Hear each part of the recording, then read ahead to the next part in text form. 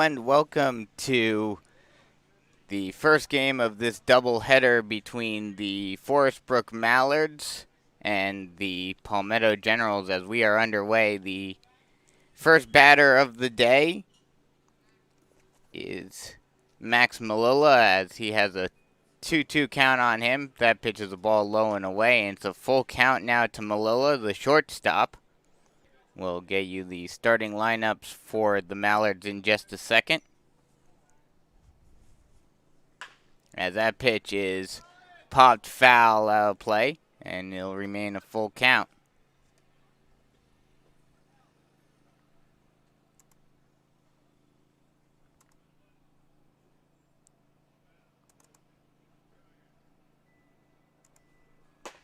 That pitch swung on and missed for strike three, and there's one away. The Mallards will line up like this. Malilla at short, leading off. Caden Nellis, the extra hitter, batting second, who is stepping into the box right now. Nathan Hibbs, the third baseman, batting third. Batting cleanup is Trey Vance, the catcher. The designated hitter, Hunter Robinson, will bat fifth. Carson West, thinking football already. Now that first pitch is swung on and missed, some high heat, and it's 0-1 to Nellis. Carson West, the left fielder, will bat sixth. Batting seventh is Travion Fletcher, the center fielder, as the 0-1 pitch is a curveball that drops in there on the low outside corner, and it's quickly 0-2 to Nellis. Jack Bradley will bat eighth and play right field. Peyton Rogers will bat ninth and play first base, and then rounding the lineup out at the 10th spot as that pitch is swung on and missed for strike three, and there are quickly two away. Rounding it out will be Ryan Childs in the 10th spot, and he will play second base.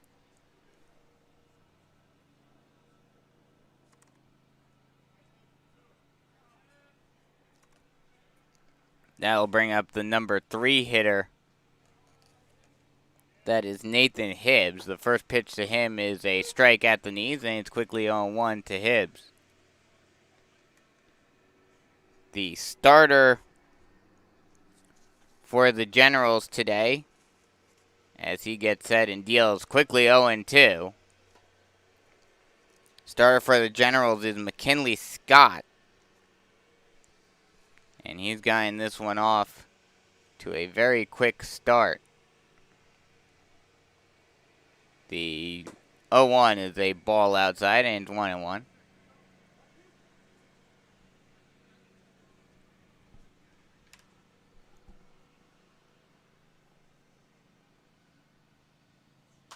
That pitch is fouled back, so it's 1-2 now.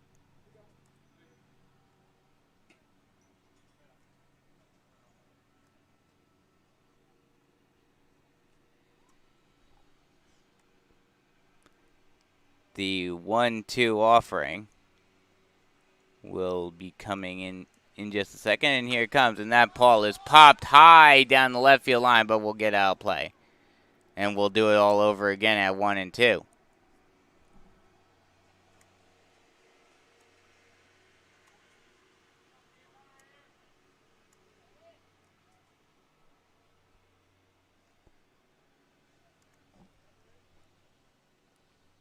The 1-2 once more. It swung on and missed for strike three. So 3 up, 3 down, 3 strikeouts swinging for the starter Scott. So quick work for him as we head to the bottom of the first inning here on the Beach Collegiate Baseball League Network.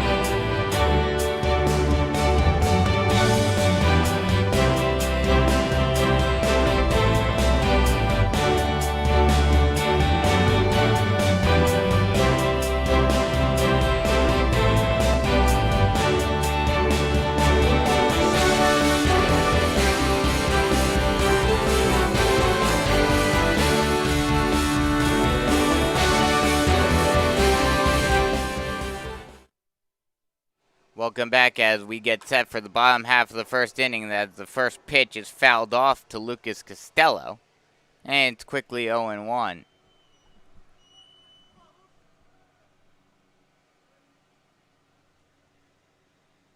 The 0-1 pitch is a curveball that drops in at the low outside corner, and it's quickly 0-2. Looks like this one may be a pitcher's duel today, something that we haven't seen much of thus far here in the Beach Collegiate Baseball League. The 0-2 pitch is a ball in the dirt, and it's 1-2 now.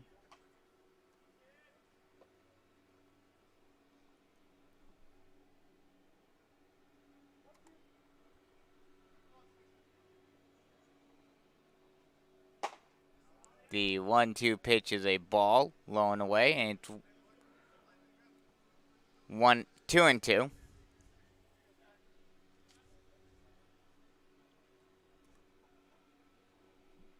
That pitch is swung on and hit out into right center field.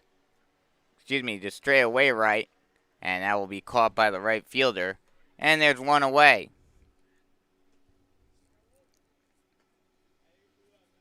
That'll bring up Josh Bean. Give you the starting lineup for the Generals real quick. That Costello plays second base. Josh Bean in right field, batting second. Cole Hebel batting third, and the designated hitter as the first pitch to Bean is a curveball that drops in at the knees, and it's 0-1. Batting cleanup is the first baseman Drew Healy. Matt Fitzgerald bats fifth and is the catcher, as that pitch is a ball low and in the dirt, and it's 1-1. Ryan Vogel plays left field and bats sixth. Batting seventh, then playing right field is John Sun. Get extra hitter batting eighth, playing third base. As the 1-1 pitch is a ball low, and it's 2-1. And rounding out the order is the number 10 hitter, the shortstop, Will Dagenhart.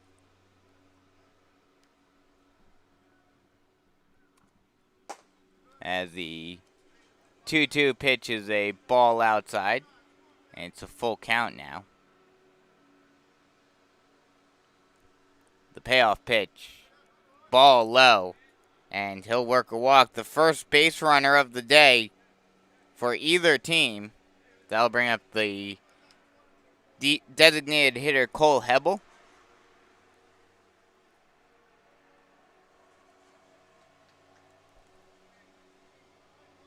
Hebel thus far on the season batting .444, and that first pitch is a ball low, and it's 1-0.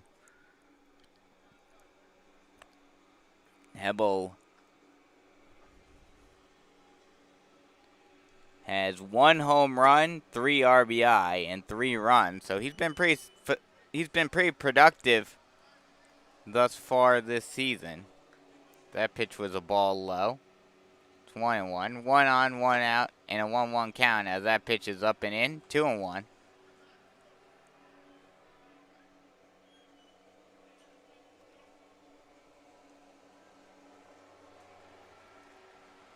The 2-1. Breaking ball misses high, and it was actually a 3-1 count, and he works another walk. So now there's runners on first and second with the one away. That'll bring up the cleanup hitter, Drew Healy.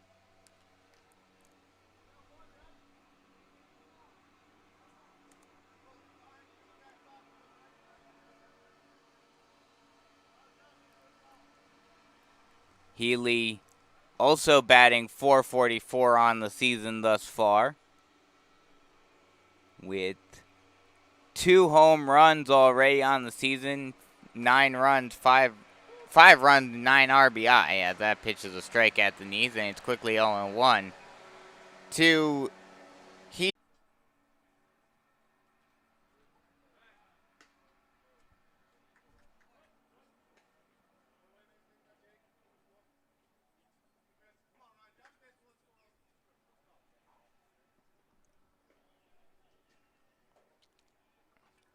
The 1-1 is popped high over to the third baseman.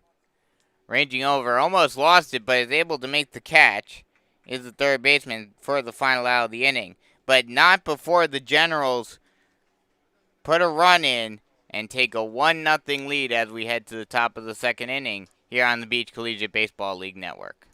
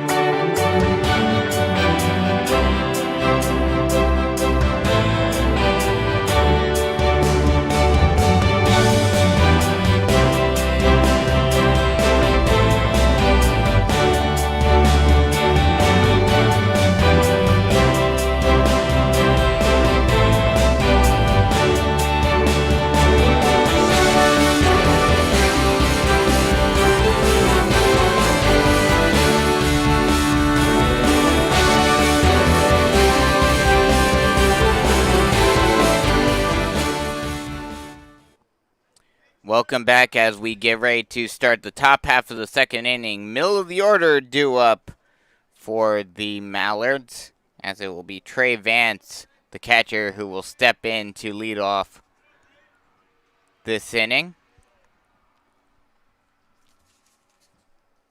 The first pitch to Vance is a ball low, and it's 1-0. McKinley Scott looks to continue his hot start. Struck out the side in the first inning. That pitch is grounded over the third, down the line, in there for a base hit. He will round first and head for second, and he will get in there. And the ball almost got away from the second baseman, but he is able to keep it in front of him to avoid Vance advancing any further, but he's able to get a leadoff double, and that puts the Mallards in prime position to tie the game back up with nobody out. And the number 5 hitter, Hunter Robinson, coming up to the plate.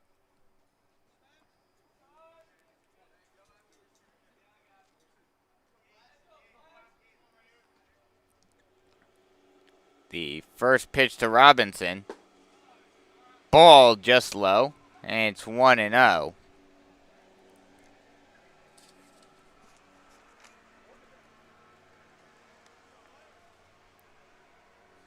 That pitch is fouled off, and it's 1-1.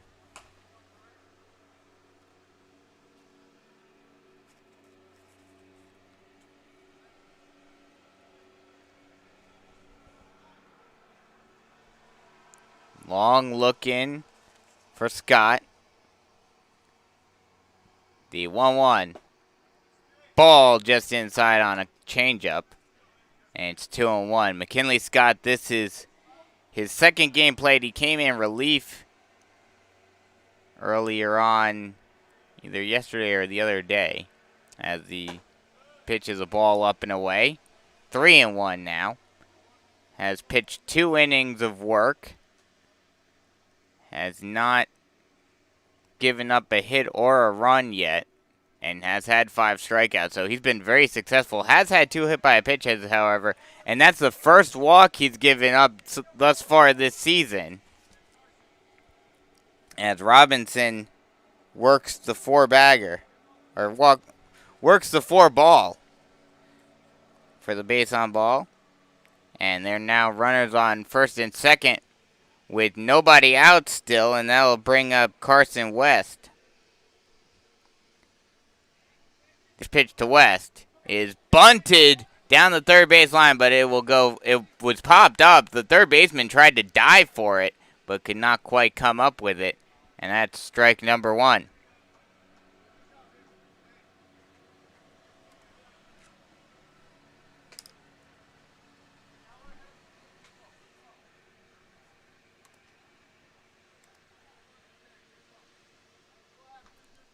The 0-1 pitch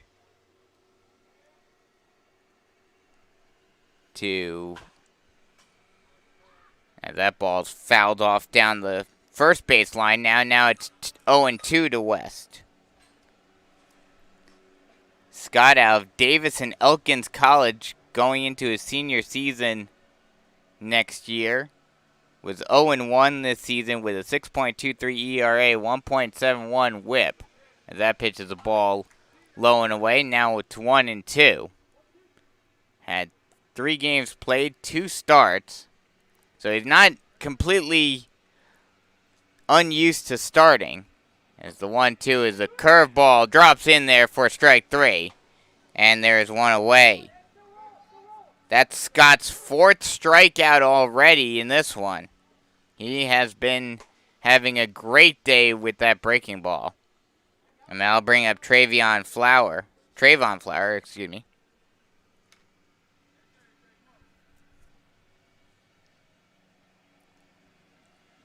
The first pitch, or Trayvon Fletcher, excuse me. That first pitch is a strike on the outside part of the plate, swung on and missed. And it's 0-1.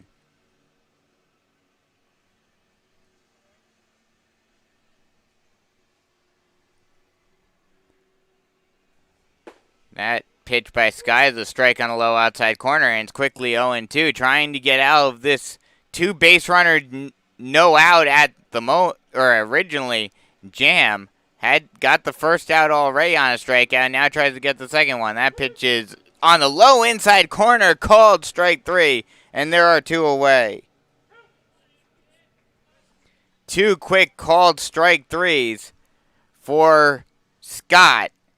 And he looks to try to get out of this jam. Now he has to face Jack Bradley.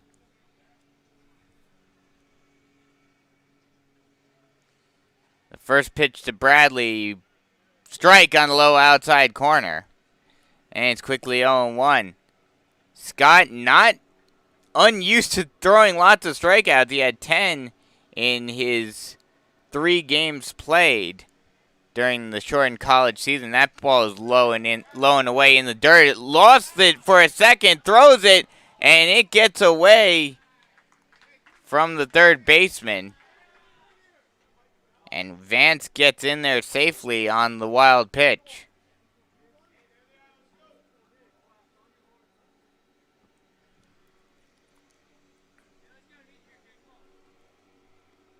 The runner at first also advanced to second. So now 2 runners in scoring position with 2 away. Big opportunity for the Mallards. That pitch is a ball low and away. And it's 2-0.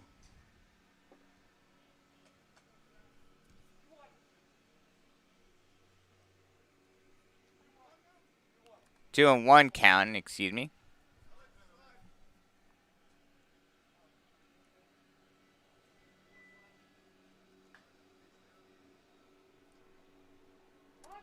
As time is called now.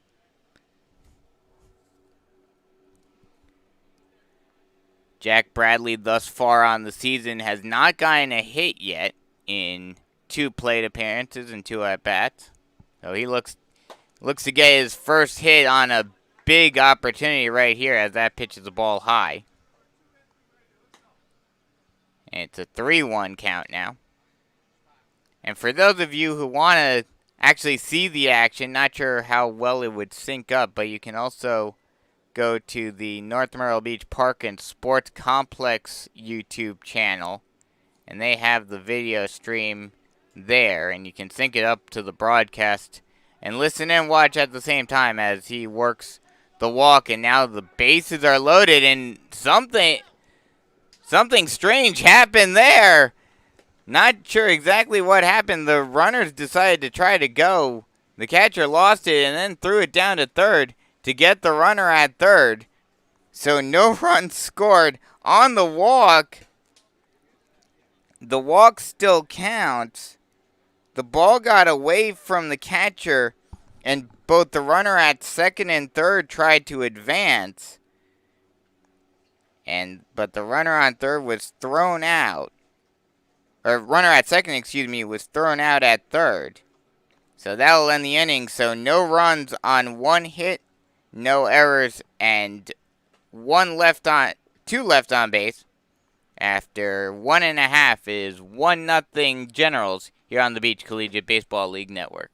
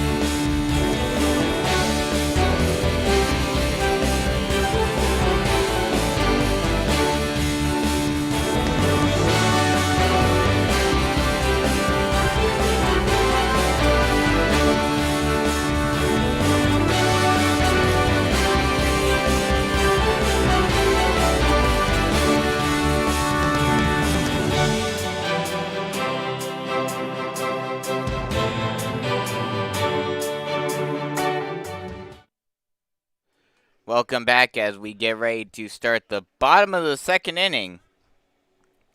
As the traditional bottom of the order, 7, 8, 9 will be due up as the first pitch to Johnson is a strike on the outside part of the plate. And it's quickly 0-1 to him. He has not gotten a hit yet this season. 0 for 2 thus far on the season.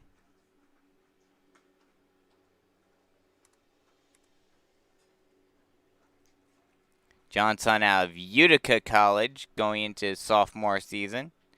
Batted .214 in his shortened college campaign. That's a ball outside, and it's 1-1.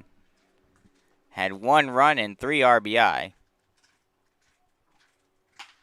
That pitch is grounded over to the shortstop. The third baseman cuts it off, though, and throws it on to first in time for the first out of the inning. Kind of surprising. That was a slow dribbler right to the shortstop, but the third baseman instead comes on.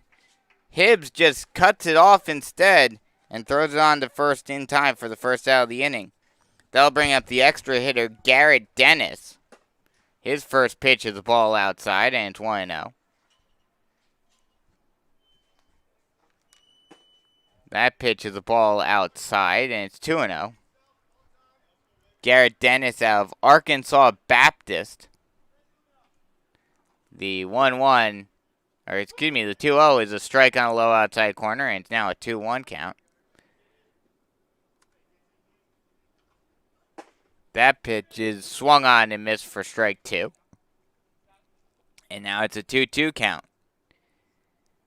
Dennis hitting .750 thus far early on in this campaign as that ball is grounded over to the shortstop, thrown on to first in time for the second out of the inning. So 2 straight ground balls over to the third base side of the infield. Actually, that was the third baseman again cutting it off and throwing it on to first for the second out of the inning. That'll bring up Jake Schaefer. First pitch to him is a ball low and away, and it's 1-0.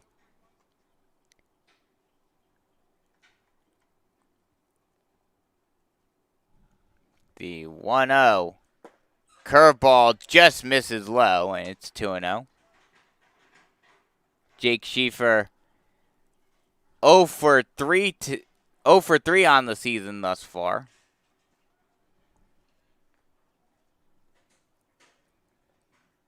The 2-0 curveball drops in there on the outside part of the plate, and it's 2-1.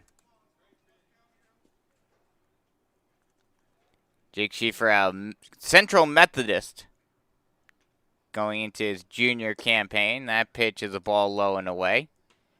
Now it's 3-1.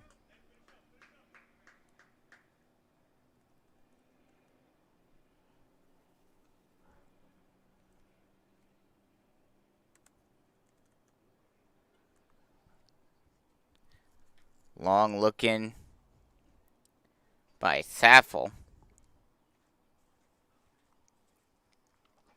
The pitch is a ball outside, and he works a 2-out walk.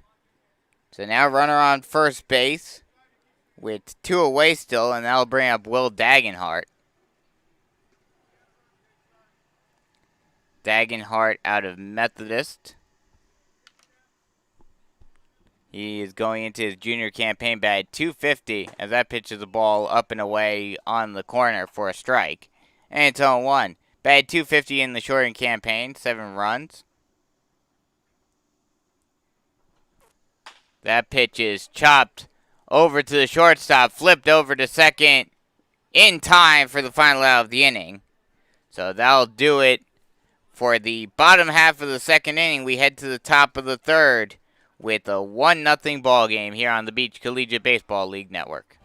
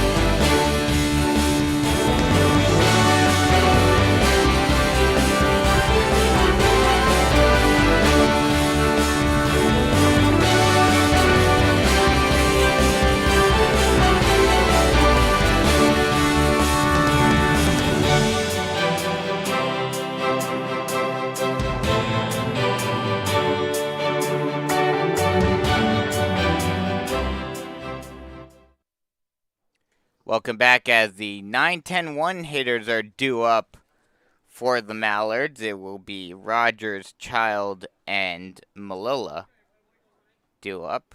Peyton Rogers steps in to lead off this third inning. The first pitch to Rogers is right down the middle of the plate. And it's 0-1. Peyton Rogers thus far on the season, batting .250. That pitch is a ball up high, and it's 1-2. 1-1, excuse me. He does have an RBI on the season already. That pitch is a strike called, and it's 1-2.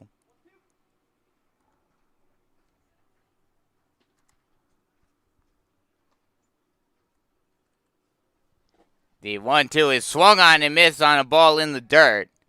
And they will tag him out for the first out of the inning. So a strikeout, 2 unassisted. And that'll bring up the number 10 hitter, Ryan Child. Child out of McPherson University, going into his sophomore season.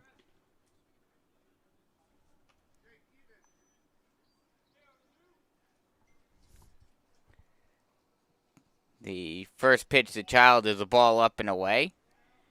And it's 1-0.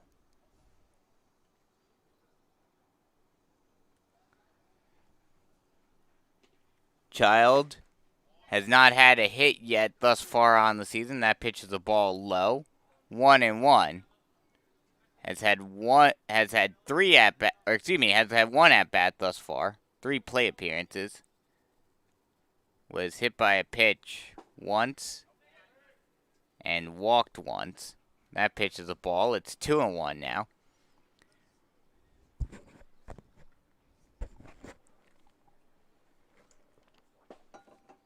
The 2-1 pitch, a called strike at the knees, and it's a 2-2 count now. As some much needed relief for the players and for myself with the cloud going over the sun for a second. That pitch is a ball outside, and Child will work a walk. That will bring us back to the top of the order. And Max Malilla, who struck out swinging to start off the game, and he was one of 3, the top 3 hitters in the order, all struck out swinging to start off the game. First pitch to Malilla is a ball high. It gets off the glove of the catcher. That'll allow Child to advance to second on the pass ball. Now runner in scoring position with 1 away.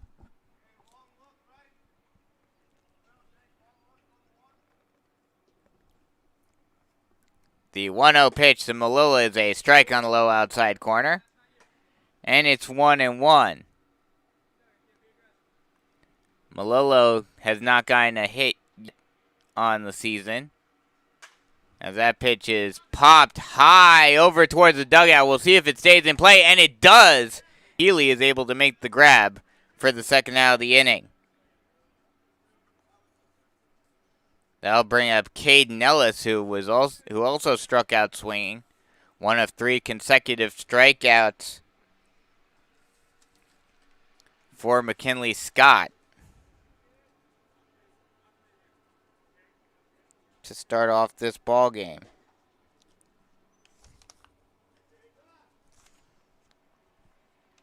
The first pitch is a ball low and away to Nellis, and it's 1-0.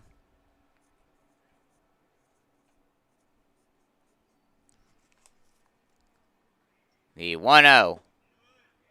Ball low and away as well. 2-0 now. Nellis thus far on the season, batting .333. He has 3 runs and no RBI. So he's done a very nice job, which you're expected to see as that pitches the ball up and in. 3-0 now. He does a very nice job of getting on base, which that's what you want to see out of your 1 and 2 hitters, and then coming around to score. He's worked 2 walks already, looking to work another one right here. The pitch, strike on the outside part of the plate, and it's 3-1.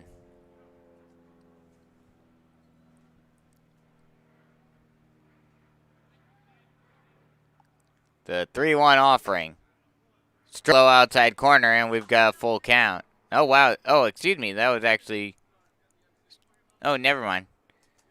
Looked like he was going back to the dugout, but he just threw his bat away for a second and had to go retrieve it. So, full count.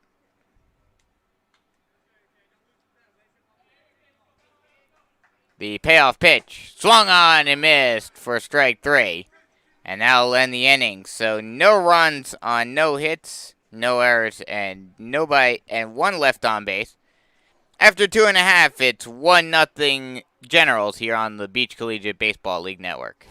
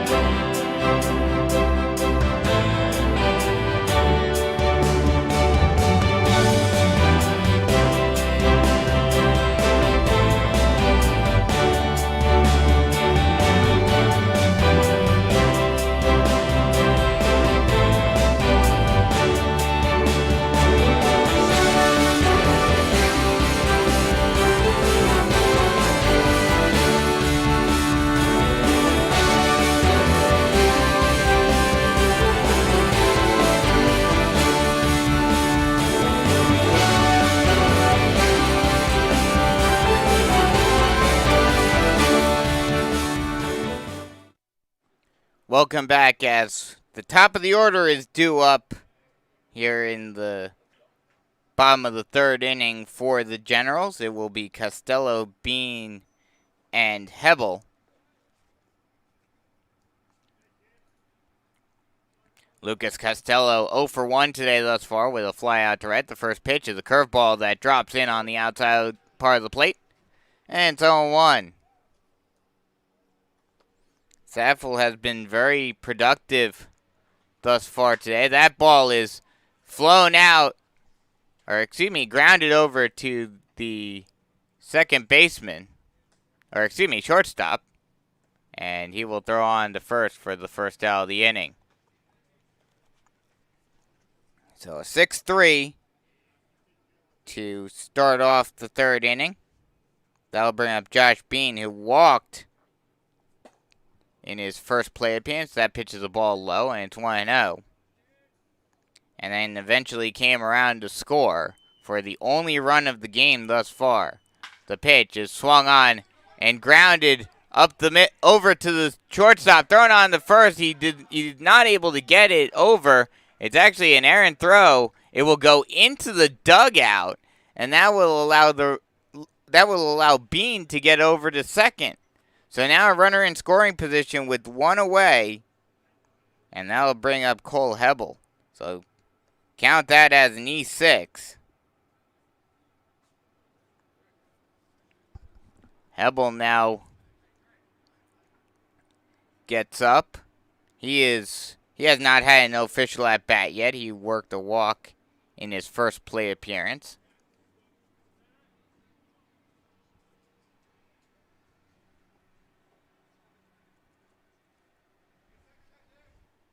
The first pitch to Hebel is a breaking ball that's fouled off. And it's 0-1.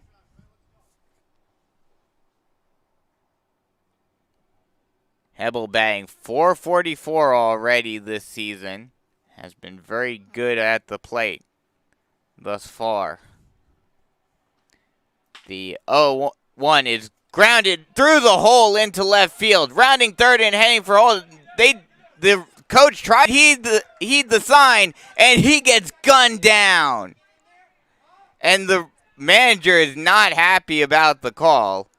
He has a little chat with the home plate umpire, but he chooses to resign himself back to the dugout. So a single,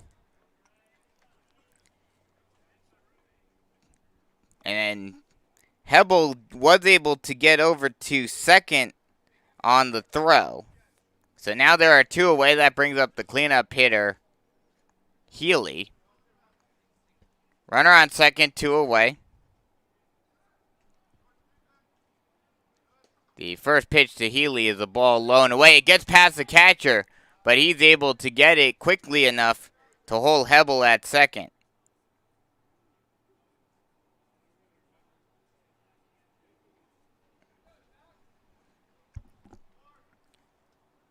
The 1-0. Swung on and grounded through the hole into left field. We'll see if he tries this time. Hebel makes the smart choice and does not test the strong arm of the left fielder West. So now runners at the corner with two away. That will bring up Fitzgerald. The Generals trying to get a bit of a rally going here. Trying to extend their 1-0 lead.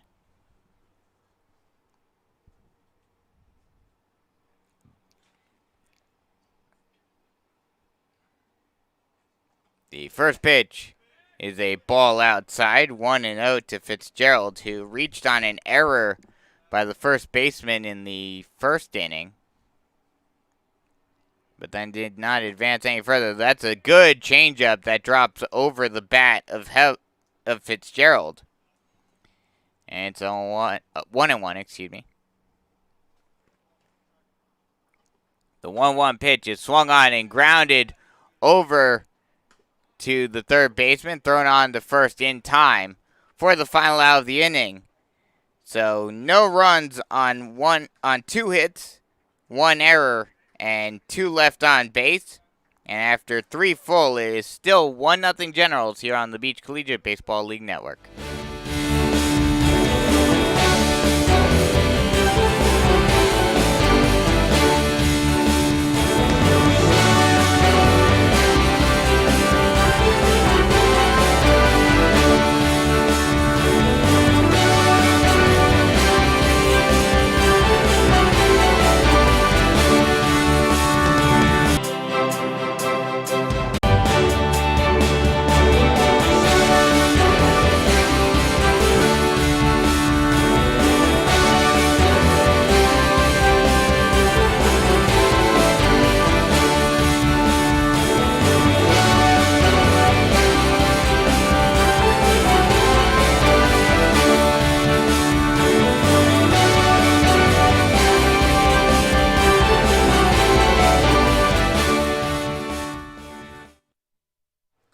Welcome back as we have the heart of the order due up for the Mallards.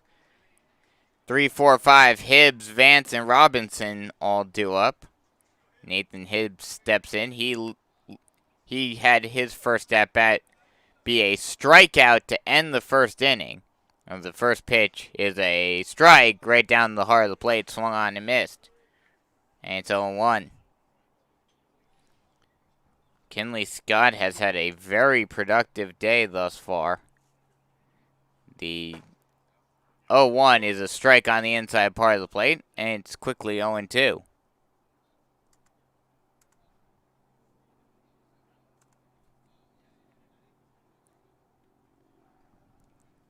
The 0-2 pitch is fouled off, and we'll do it all over again.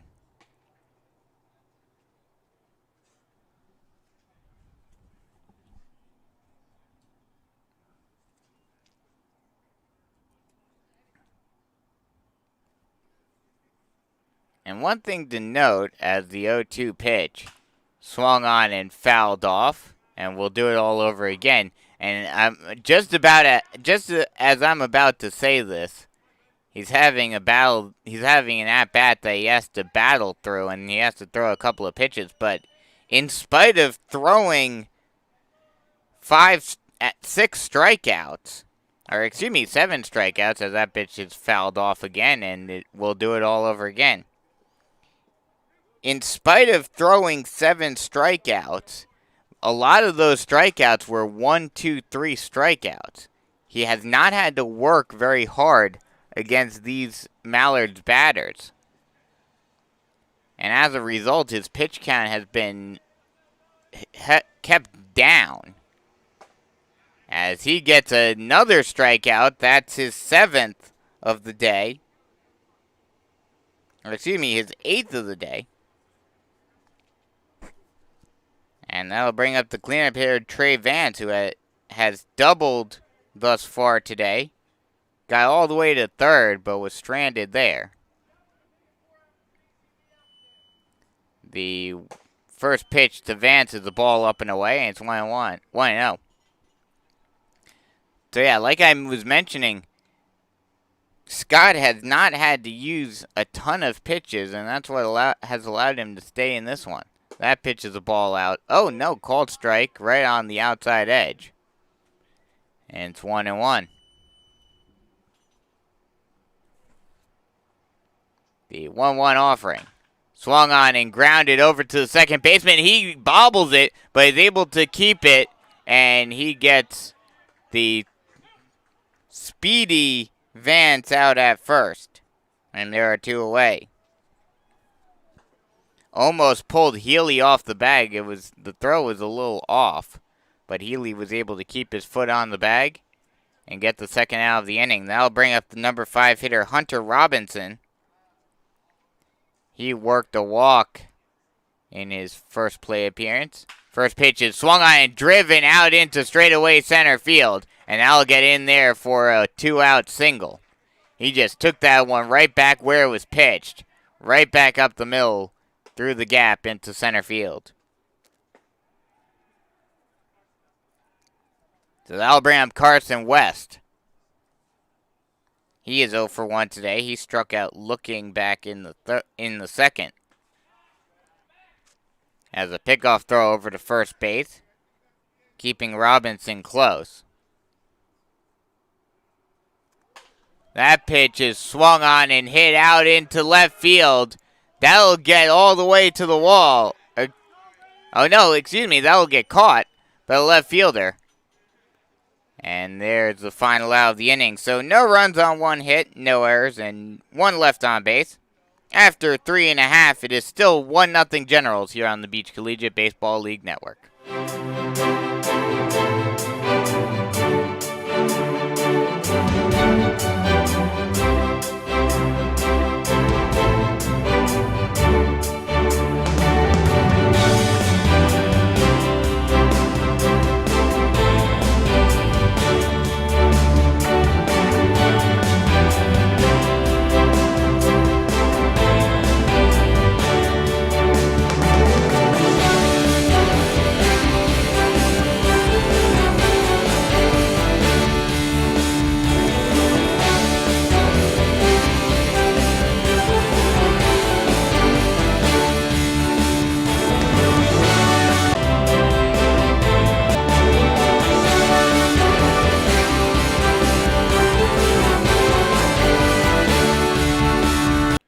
Welcome back as shortstop this time, ranging over to his left and grabbing it, throwing on to first.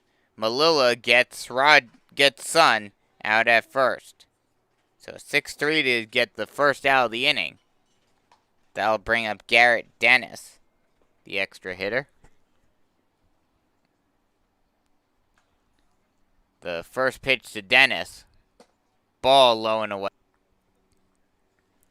Dennis also grounded out to the third baseman. He was very active in the second inning as that pitch is a strike at the letters.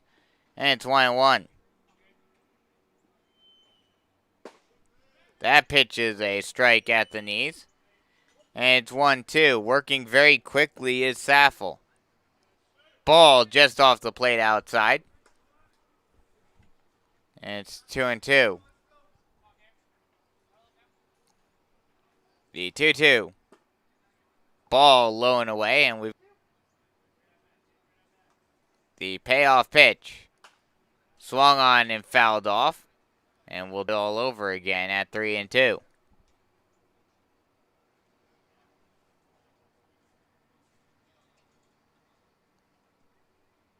The payoff pitch again. Curveball drops in there for a strike, and there are 2 away.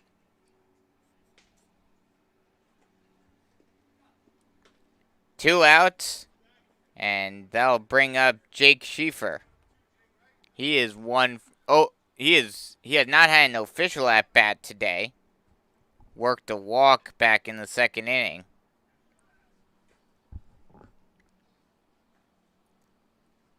The first pitch. Curveball drops in there on the low outside corner, and it's 0-1.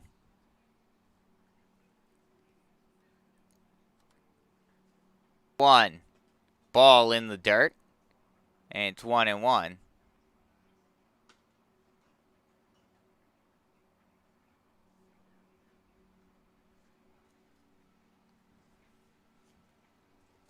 First pitch to Fletcher is a ball outside, and it's 1-0.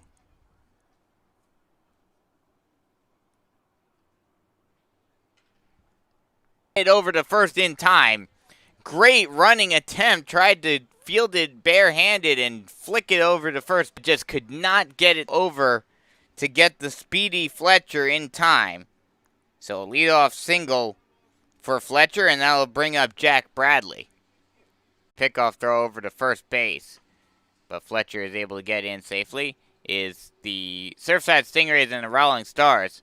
Stingrays up 4-2 in the top of the third there, as that pitch is swung on and missed. Stolen base attempt. That ball gets thrown out into center field.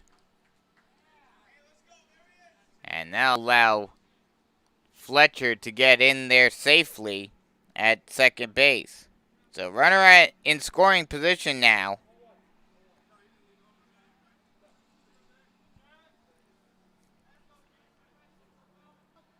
Runner at second, nobody out.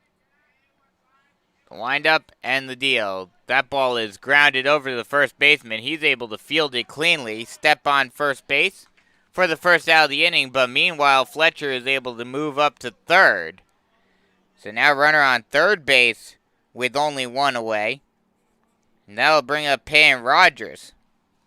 A little bit of small ball being played by the Mallards. Maybe we see a suicide squeeze right here. We do not, though, but as that pitches the ball up and away. And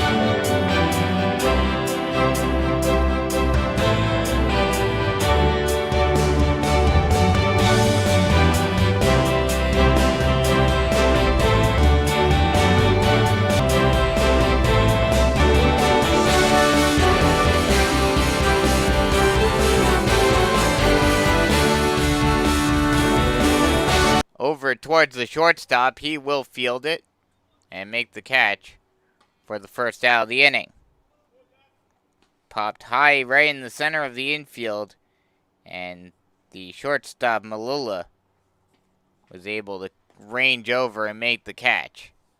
So there's one away. Now they'll bring up Josh Bean, who is 0 for 1 today, as that pitches a strike on a high outside corner, and it's 0-1. Did reach on a walk in the first inning and then came around to score, and also reached on an E6, but then was gunned down when he disregarded the stop sign, as that pitches a strike at the knees and it's quickly 0-2. Disregarded the stop sign by the third base coach and thought he could beat it home on a single by Healy. But West came up as that pitch is a strike at the knees. 3 pitches, 3 strikes, 1 out, and there are 2 away. That'll bring up Cole Hebel. He is 1 for 1 today. Has reached on both of his play appearances. Walked in the first inning and then got a single. As that pitches the ball low and away, and it's 1-0.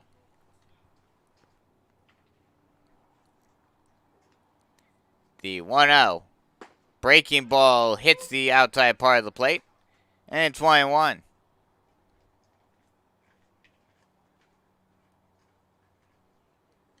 The 1-1. And it's 2-1.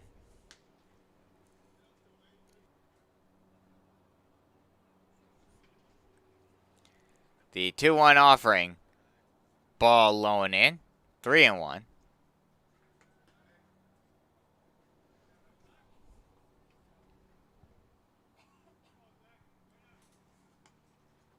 The 3-1. Ball low and in. And that's a 5-pitch walk. That'll bring up the cleanup hitter, Drew Healy, who is 1 for 2 with a single and a strikeout.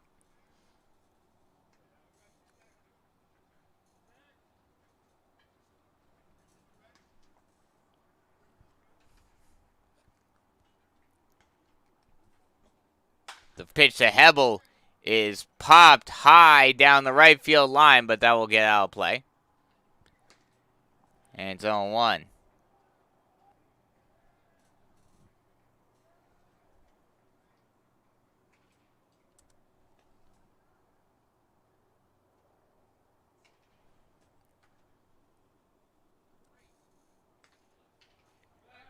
Pickoff throw over to first. Oh, Hebel's leaning, but he's able to get back.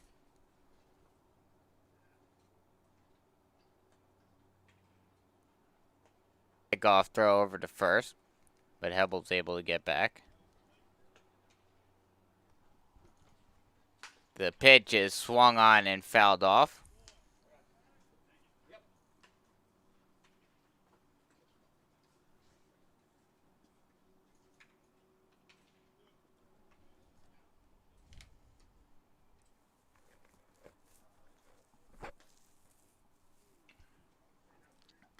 Oh, 0-2 count, 2 away, runner on first base.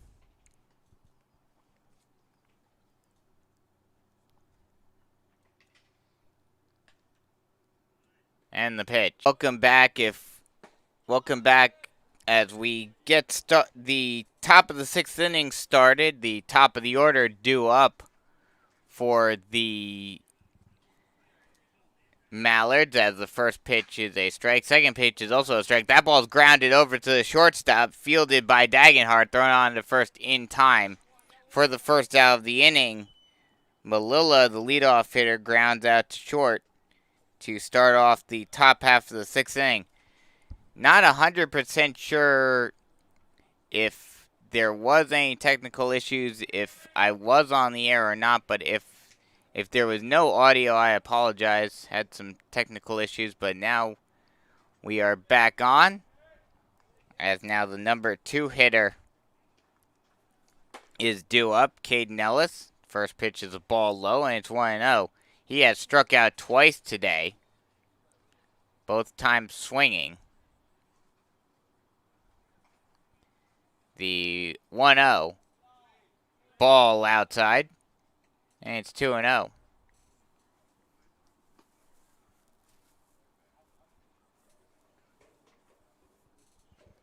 The 2-0 pitch, ball low in the dirt, and it's 3-0.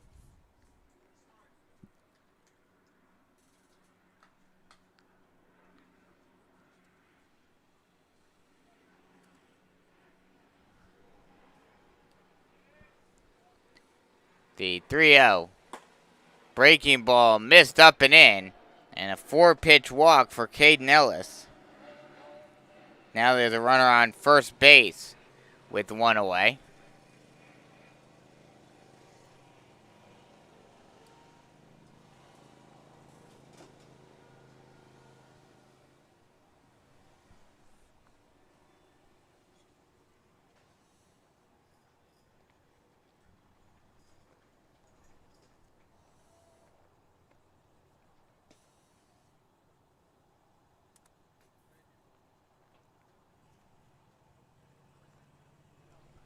As the catcher and the umpire went out to talk to the pitcher about something.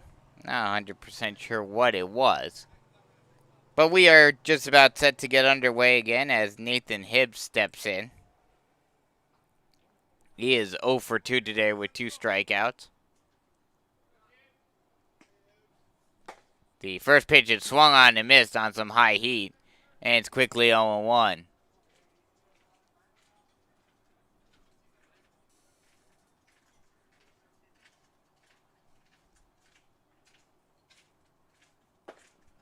The pitch is a ball low, and it's 1-1.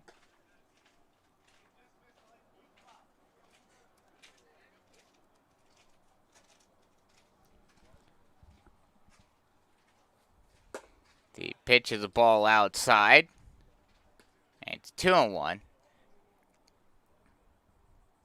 McKinley Scott starting to get up there in pitch count, all the way up to over 90 pitches now, as that ball is popped high into straightaway left field. Ranging over and making the catch is Vogel for the second out of the inning.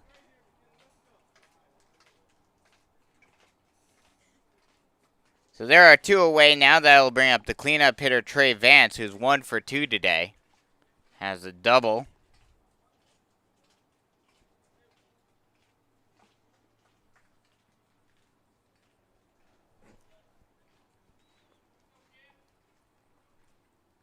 The first pitch to Vogel is a strike on the outside part of the plate, and it's 0-1.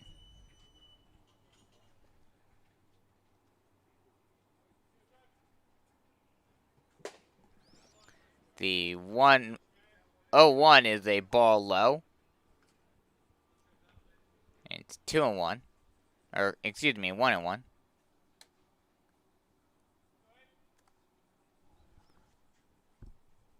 The 1-1 is a ball low and inside in the dirt.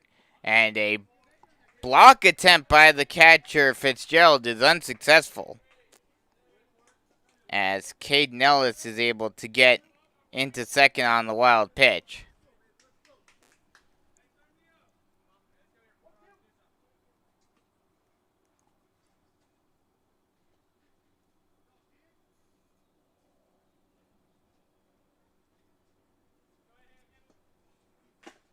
That pitch is a ball swung on and missed for strike 3. So that'll end the inning. So no runs on no hits, no errors, and 1 left on base. After 5.5, it is 3-1 Generals here on the Beach Collegiate Baseball League Network.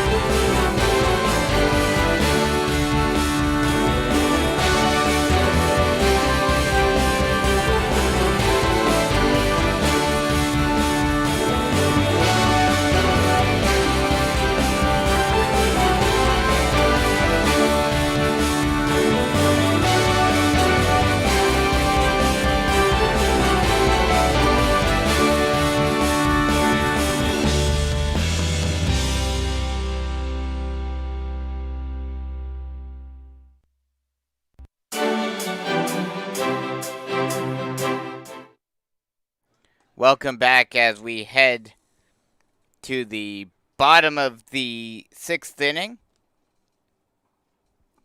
6, 7, 8 due up for the Generals as Ryan Vogel steps in.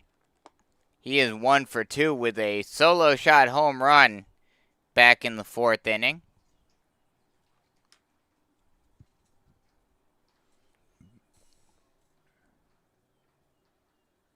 Long look in by the pitcher, and he deals.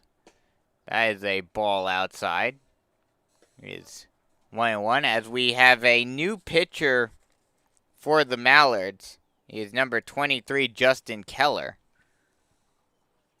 That pitch is chopped over to the shortstop, thrown on the first in time for the first out of the inning. So Keller gets his day started off strong. We'll get you the full numbers for Saffel in just a second.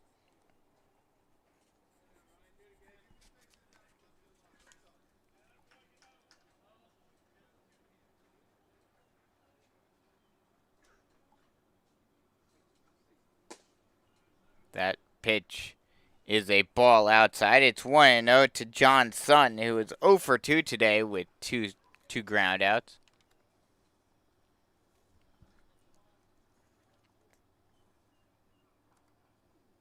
That pitch 1-0, ball outside. 1-1.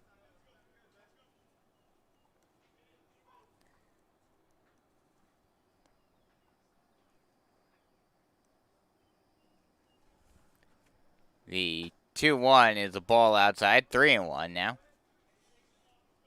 Zach Saffel threw 5 full innings, 88 pitches. So that was the reason why he got taken out. He was getting close to that 90 pitch mark.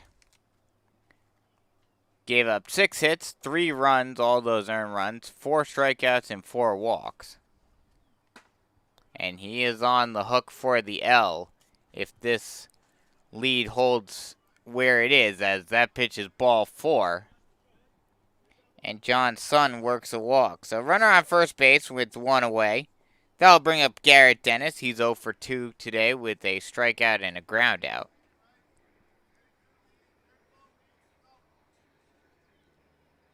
The first pitch to Sun to Dennis is a strike on the outside part of the plate. And it's 0-1.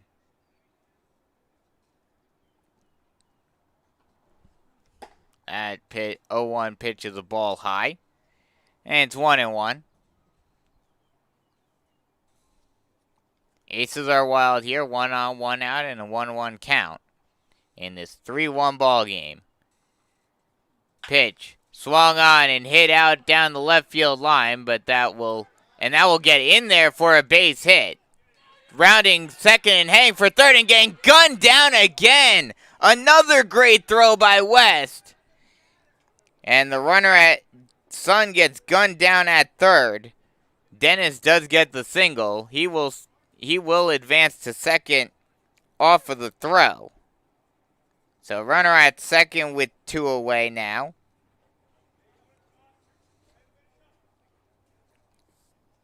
And that will bring up Jake Schieffer.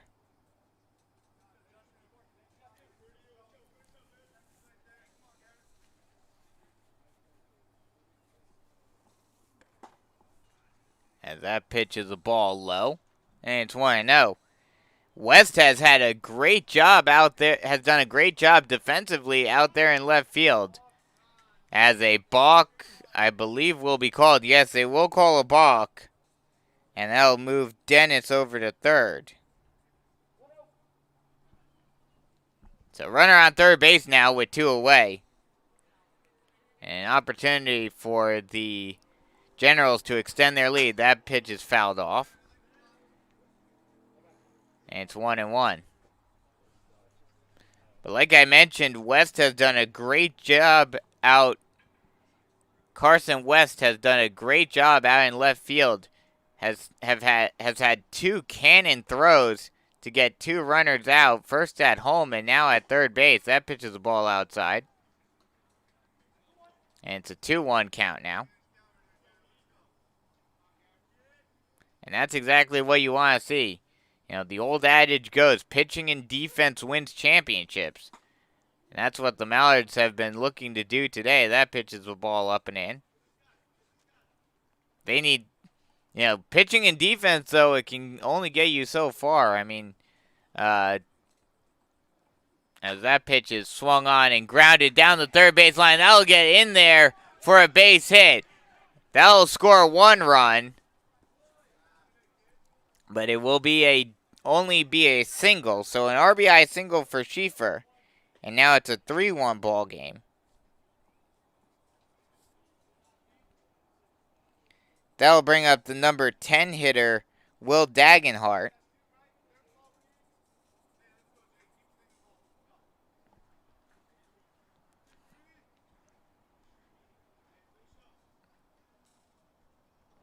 The pitch is a ball high. And it's 1-0 to Dagenhart, who's 0 for 2 today. Hit into a fielder's choice to end the second inning. And then struck out to end the fourth. Would like to avoid ending this inning. As that pitch is a ball outside. It's 1-1.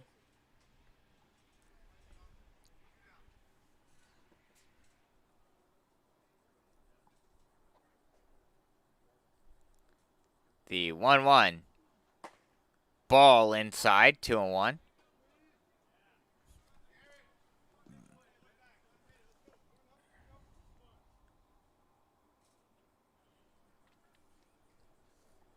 The 2-1 offering. Ball away, and that'll get past the catcher. That was actually ball 4. So Dagenhart will work a walk. So runners on first and second now with 2 away, and that'll bring us back to the top of the order. And Lucas Costello, who has not had a very good day at the plate, is 0 for 3.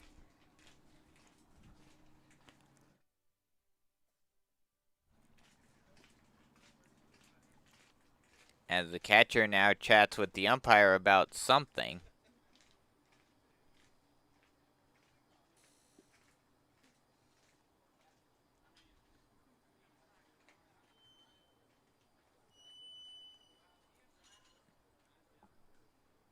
And now we are set to get underway once again with Costello at the plate.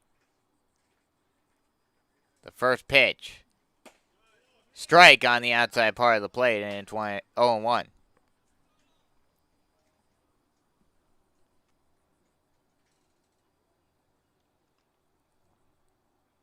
The 0-1 offering. Up and inside. 1-1.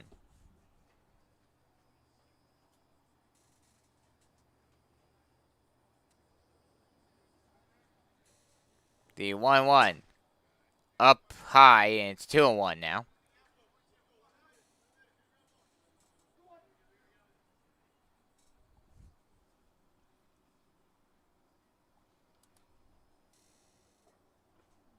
The 2-1 is fouled off. 2-2 count now.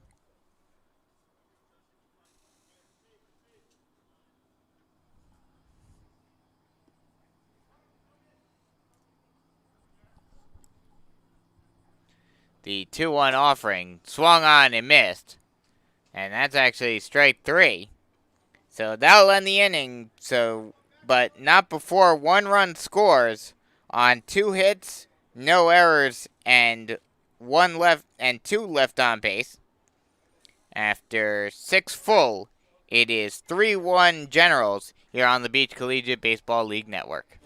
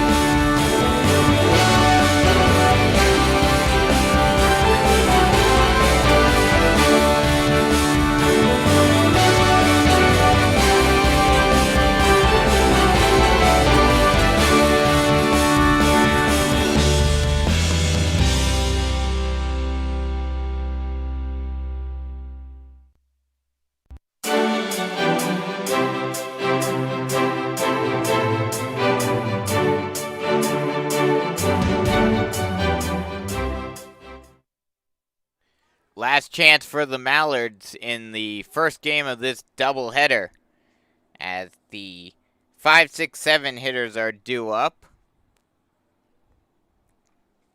It'll be Hunter Robinson, Carson West, and Trayvon Fletcher. Robinson 1 for 1 today with a single and a walk. And he was thrown out at third on that wacky play that I originally thought did not score a run, but checking back on Game Changer, it did score the run since it wasn't a force out at third. And he was able to score prior to the runner at third getting thrown out. That ball's fouled off at the plate, and it's 0-1.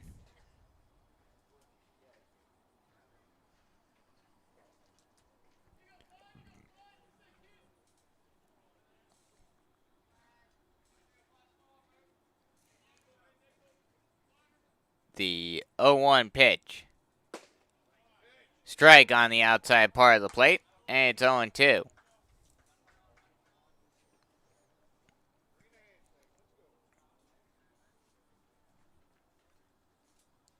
The 0-2.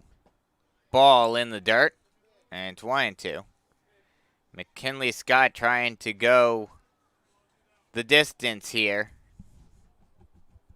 Throw the complete game not shutout, but the complete game win. The 1-2 pitch of the ball out low and inside.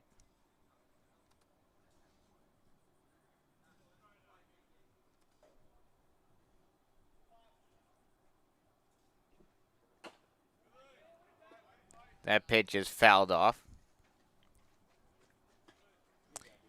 And actually, correction, that is Avery Moso in now to try to close this one out.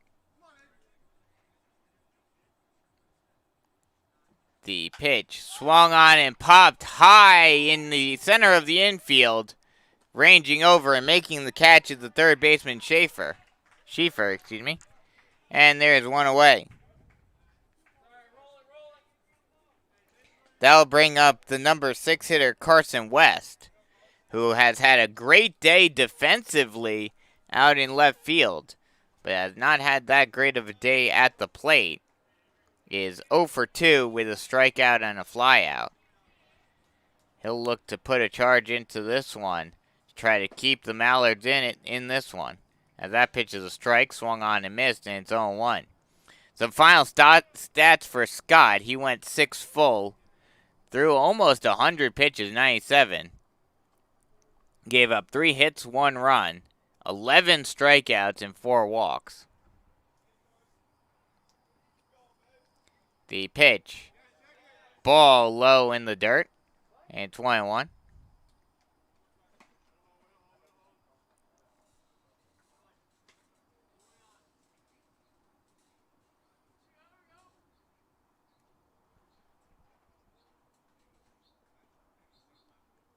The 1-1 up and away, and 2-2, or 2-1, excuse me.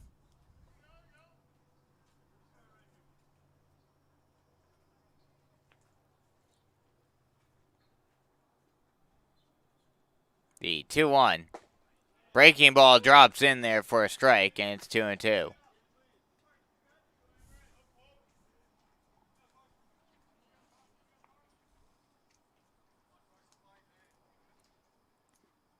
The 2-2. Another curveball. That one swung on and missed for strike 3, and the Mallards are down to their final out. That'll bring up Trayvon Fletcher. He's 1 for 2 today. Hit a single and stole a base. Got all the way to third, but was not quite able to score as the rest of the lineup following him went 1-2-3 after his leadoff single. The first pitch is a strike on the outside part of the plate, and it's 0-1.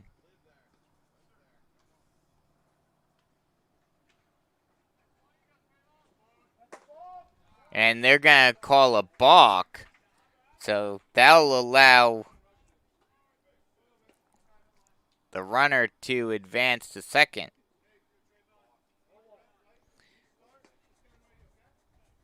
Apparently that ball dropped before. That allowed Robinson to get on to first. So now runner on second with 1 away, actually, as that ball's popped high into the center of the diamond. Ranging over and making the catch is the second baseman Costello for the second out of the inning.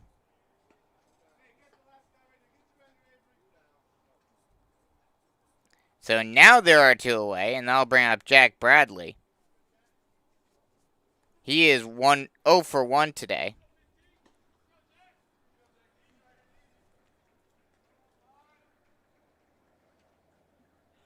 The first pitch to Bradley. Strike on the outside part of the plate, and it's 0-1.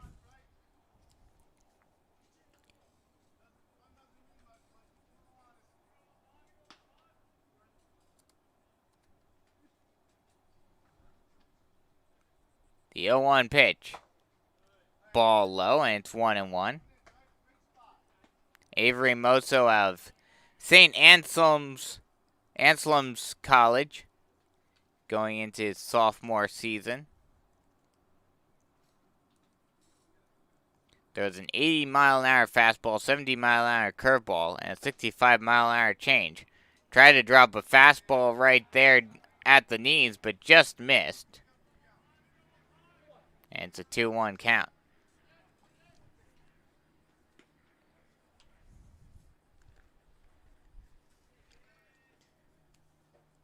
The 2-1.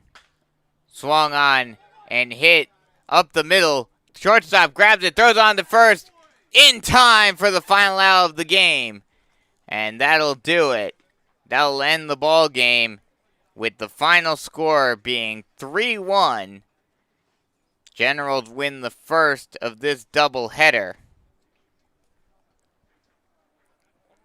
So the winning pitcher for the Generals is McKinley Scott, with the loss going to Saffel and the save going to Avery Moso. So that'll just about wrap it up here for us for the first game of this doubleheader. And we'll be back in just a bit with Game 2 here on the Beach Collegiate Baseball League Network.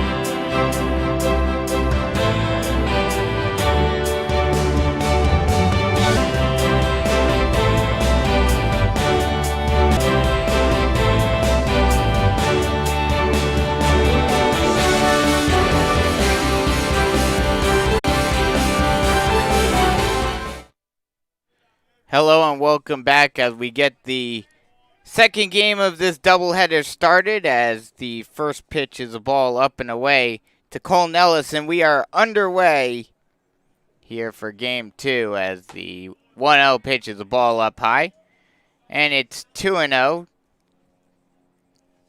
The starting pitcher for the Generals is Sean Taylor, as that ball is fouled off, and it's 2-1.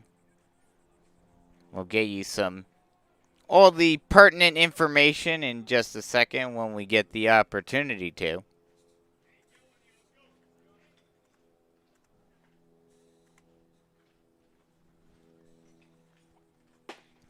The 2-1 is a strike on the outside part of the plate. It's 2-2 now. Sean Taylor out of Coker College, going into his freshman season, as the pitch is swung on and hit out into left field, ranging over to his left and making a diving attempt, but not able to catch it as the left fielder Horsfall. And going up to second and getting in there safely is Cole Nellis. So he will get on with a leadoff double to start off the inning and the game strong for the Mallards, as they have a runner in scoring position already with nobody out. And threatening here early on. Zach Saffel now goes from pitching to being the designated hitter today. And he will step in and try to get the first run across for the Mallards in this one. Had a decent outing, but did give up 3 runs, as that first pitch is a curveball that drops in on the outside part of the plate, and it's 0-1. Taylor from St. James High School probably should be with the Surfside Stingrays for a number of reasons, but instead he is with the Palmetto Generals as that ball's fouled off. And it's 1-1. He does throw an 80-mile-an-hour fastball.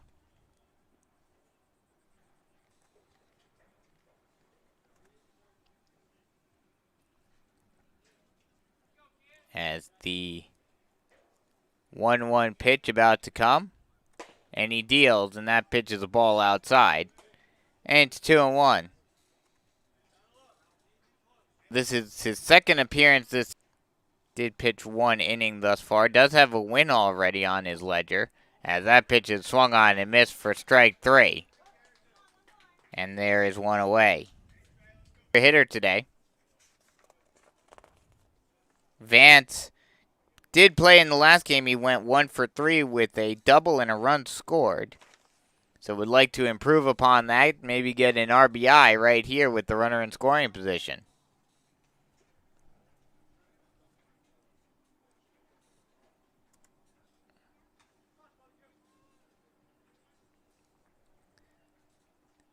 The first pitch to Vance is check swing in the dirt. Gets away from the catcher, thrown on to third base. And he will just barely get in ahead of the tag, standing. So now Nellis is on third base, 90 feet away from putting on the first run of the game for the Mallards. The 1-0. Ball outside, 2-0.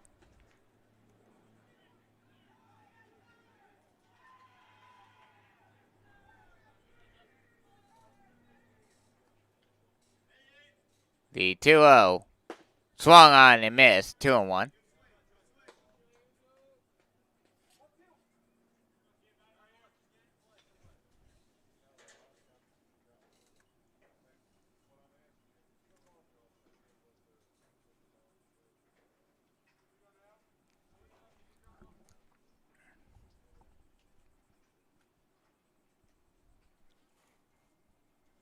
The 2-1 offering about to come.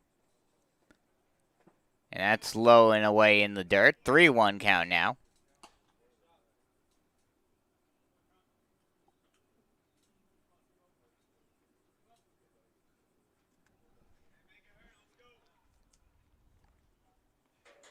Three and one offering. Ball low in the dirt. Actually, that was 2-1. So now it's a 3-1 count now. 3-2, excuse me. So the payoff pitch about to come to Vance. And he deals. That ball's fouled off, and we'll do it all. Oh, no, they'll actually say he did not get a piece of that. So that's strike 3. So 2 straight strikeouts for Taylor. Brings up the cleanup hitter, Hunter Robinson. And he will try to score the first run of the game with a base hit right here. First pitch. Swung on and popped high into straightaway center field. Ranging over and making the catch is Costello for the final out of the inning. So the Mallards get a runner on base with a leadoff double by Nellis, but are not able to capitalize. As after that, Taylor gets them down 1-2-3, and we head to the bottom of the first inning with the score still scoreless here on the Beach Collegiate Baseball League Network.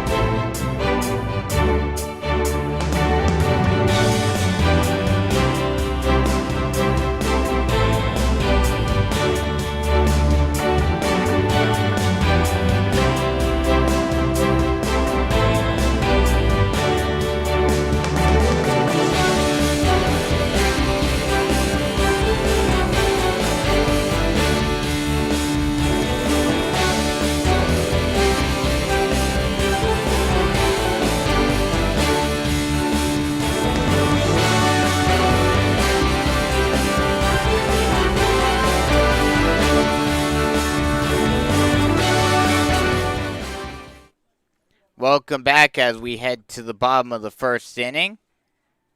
And we'll get you the starting lineup for the Palmetto Generals in just a second. As the first pitch is a breaking ball that is chopped down into the hole.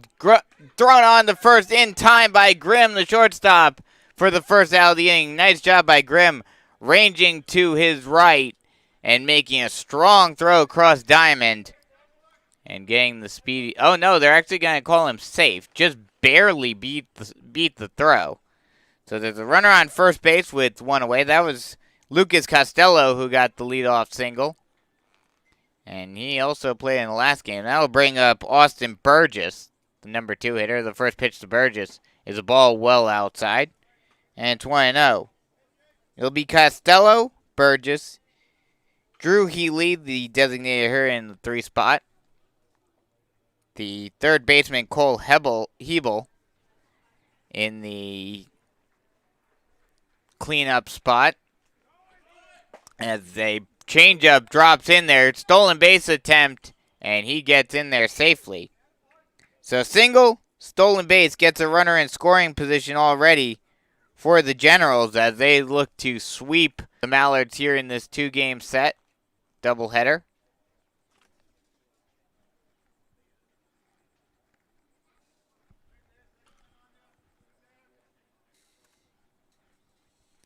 The 1-1. Ball high, and it's a 2-1 count. And they will be all facing Jake Mousy, the right-hander from West Virgin Wesleyan. Going into his sophomore season, as that pitch is grounded and thrown on the first in time for the first out of the inning, but the grounder to the right side of the diamond will allow Costello to advance to third. So now a runner on third with one away, and that'll bring up Drew Healy.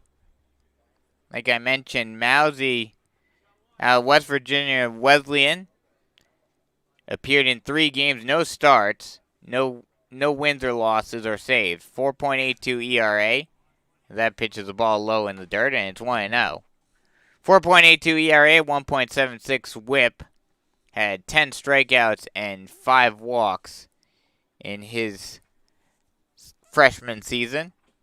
As that pitch is a curveball that misses outside. And it's 2-0.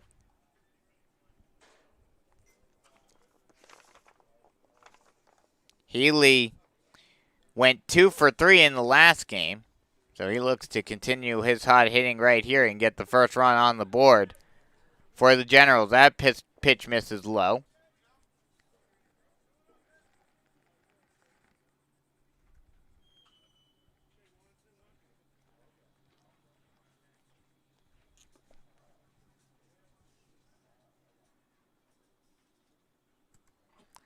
The 2-1 hits the outside part of the plate, and it's now a 2-2 count.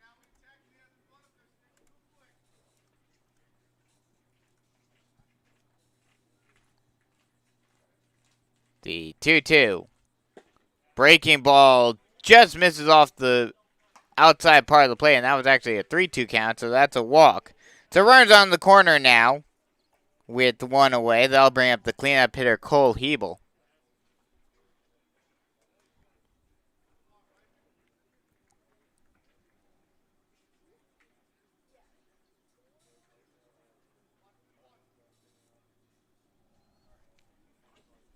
The first pitch to Hebel is a ball low, and it's 1-0.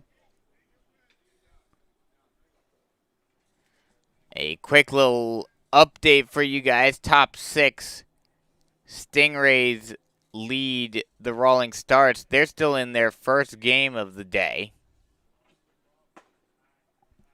As that pitch is a ball. And it's 2-0 now.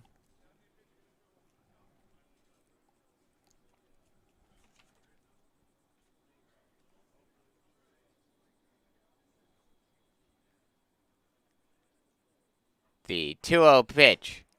Ball outside. 3-0 count now. Some good plate vision by Hebel.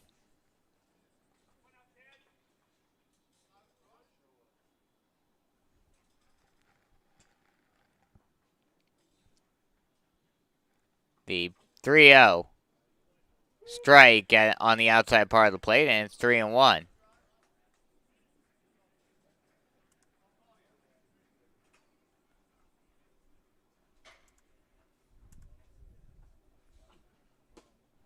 That pitch is also a strike at the knees.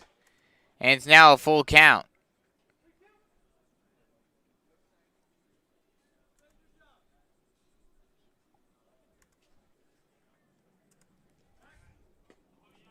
As a pickoff throw over to first.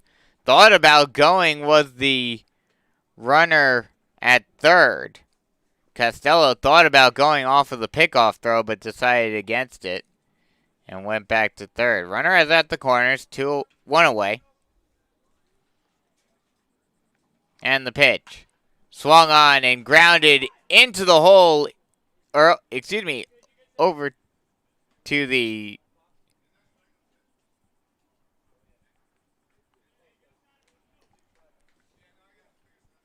That ball, they'll actually say it went off of the bag.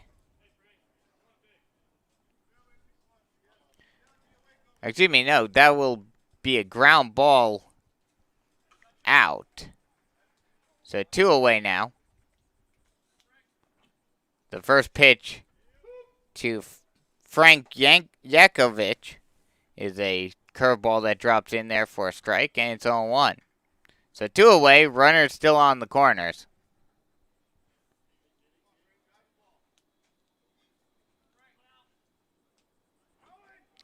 Another curveball. That's popped high into straightaway shallow center field. The center fielder will range in and make the catch for the final out of the inning. So no runs on 1 hit, no errors, and 2 left on base. After 1 full, it's still 0-0 here on the Beach Collegiate Baseball League Network.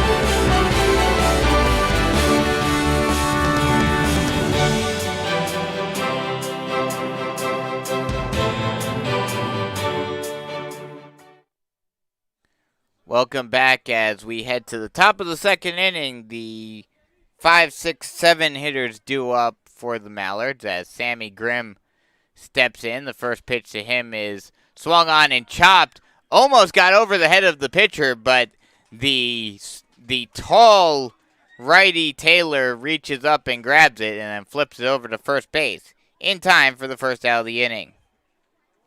That'll bring up Carson West. He is playing in his second game already today. In the first game, he went 0 for 3 with 2 strikeouts. Would certainly like to improve upon that in this one as a curveball drops in on the low outside corner. And it's 0-1. West out of Howard Payne University going into the sophomore season. Bat 280 as that pitches the ball up and away. And it's 1-1. 10 runs, 4 RBI. He was a 3-sport athlete in high school, playing football and track as well, as that pitch misses low and away. 2-1 now. So he's been around fields his entire life and can play multiple sports, which is always a good thing. That pitch is swung on and missed for strike 3. So there are 2 away very quickly for the Generals. That will bring up Trayvon Fletcher. Fletcher went 1 for 3 in the last game. First pitch to Fletcher is fouled back to the screen. And it's 0-1. Fletcher out of Lake Erie College, a sophomore. Also played small forward in basketball in high school. So another 2-sport athlete. He swings and misses for strike 2.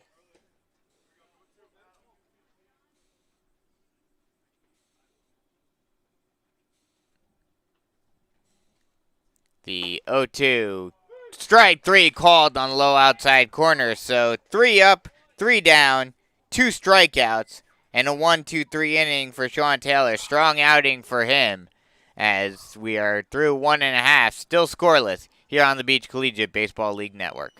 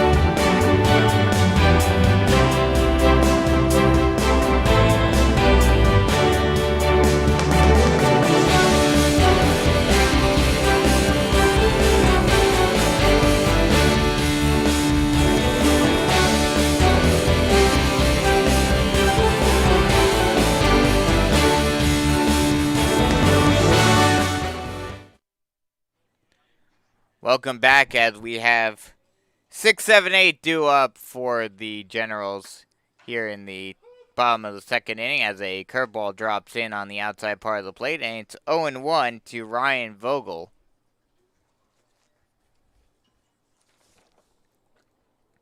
Vogel did play in the last game, went 1 for 3 with a home run. That pitches the ball low, and it's 1-1. So he would certainly like to get another one into the jet stream in this at-bat. The 1-1 swung on and popped high into straightaway center field, right at the center fielder Fletcher, and there's 1 away.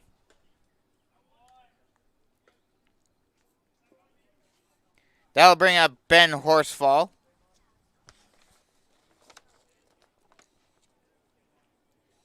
Horsfall did not play in the last game, so he's a fresh addition to the lineup for this game too. That pitch is swung on and fouled off. Horsfall out of St. Anselm's going into the senior season, but 222 with 5 runs, 1 home run, 5 RBI in the shortened season. The 0-1. Breaking ball hits the low outside corner, and it's quickly 0-2.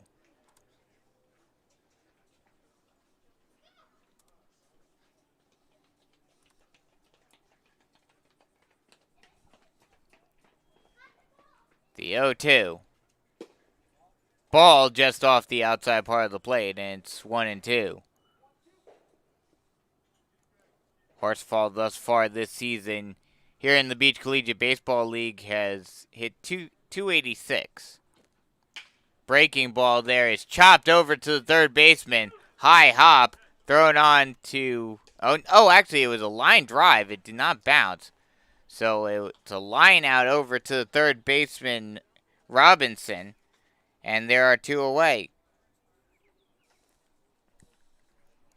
That'll bring up Garrett Dennis. First pitch to Dennis is swung on and fouled back to the screen. And it's 0-1. Dennis went 1 for 3 in the first game of this doubleheader with a single and a run scored.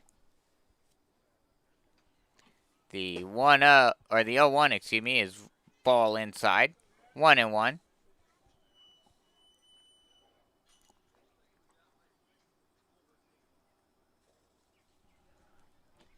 The 1-1 is fouled back, and it's now 1-2.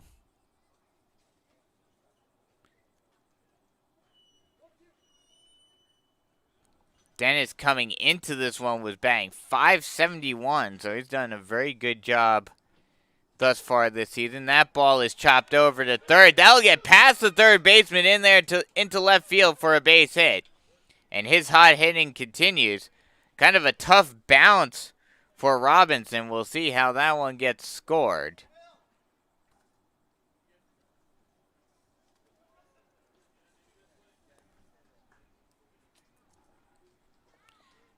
Just waiting on confirmation on how that one exactly will be scored. But either way, Dennis now on first base with 2 away, and that'll bring up Matt Brock. This is his first opportunity of today. Did not play in the first game. First pitch is a strike on a low inside corner, and it's quickly 0-1.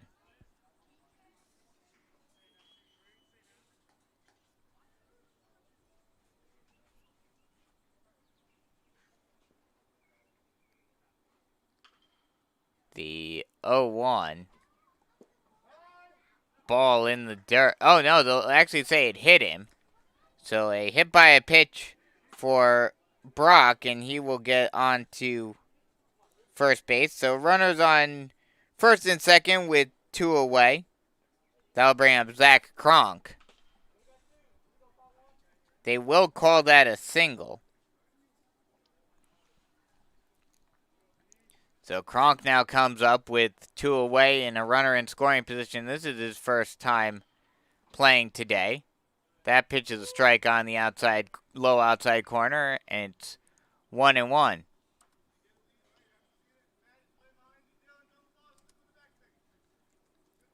Kronk thus far this season batting .333.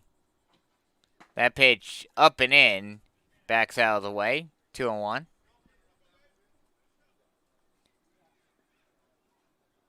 Has 2 runs and 1 RBI thus far this season. Would certainly like to expand upon that as that pitch is a ball outside.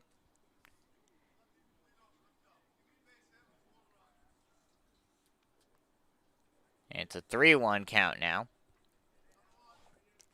The 3-1 offering is swung on and hit into the hole into left field. Rounding third and heading for home. They decide to hold him up. Now he's caught in a little bit of a pickle. He's able to slide in there safely.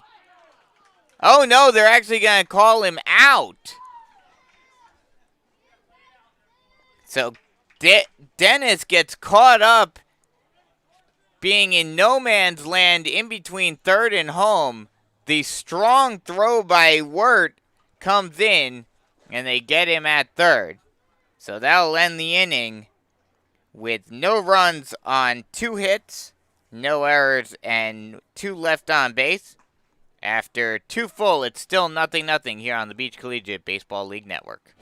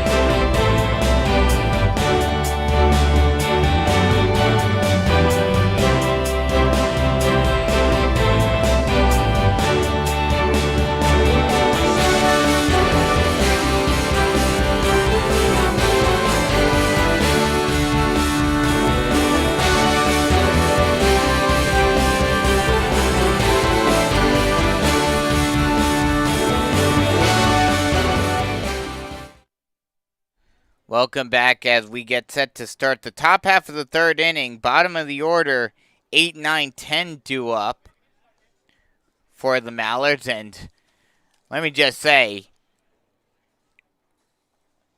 Carson West has had an absolutely outstanding day out there in left field as the first pitch is a curveball that drops low. And it's a ball to Max Malilla. And it's 1-0 to start off the third inning. That ball is hit high and deep out into, or not that deep. Sounded like it was going to be deeper. That'll drop in there for a base hit. That ball, a little blooper actually for Malilla out into left field, and he'll start off the third inning with a leadoff single. That'll bring up Matthew Garcia. This is his first time in the game today.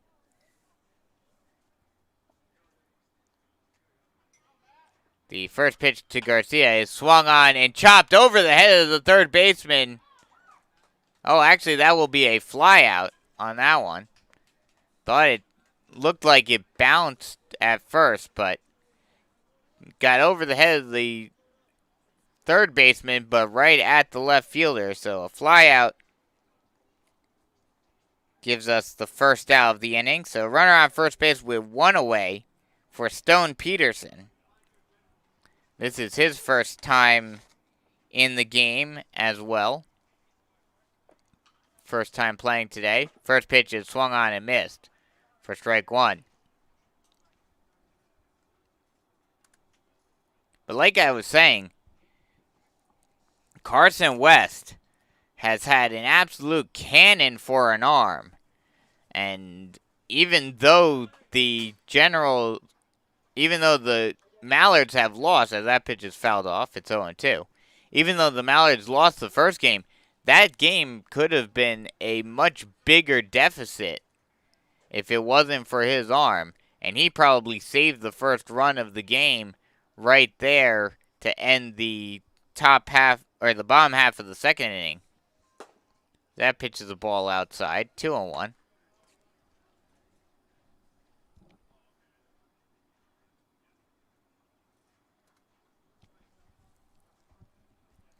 The 2-1 swung on and chopped, or actually flown out to right field. And that'll be a fly out to the right fielder, Vogel. And there are 2 away. That'll bring us back up to the top of the order. And Cole Nellis, who led off the game with a double, reached third on a wild pitch, but was stranded there after 3 straight outs.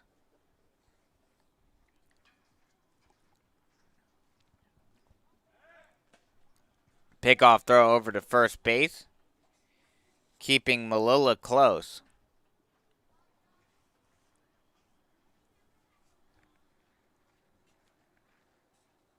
The first pitch to Nellis is a ball outside. And it's 1-0.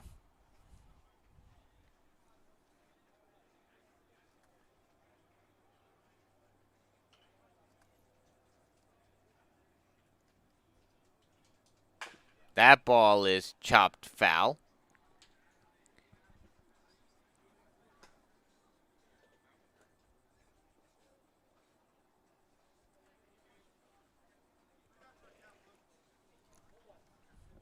One count now.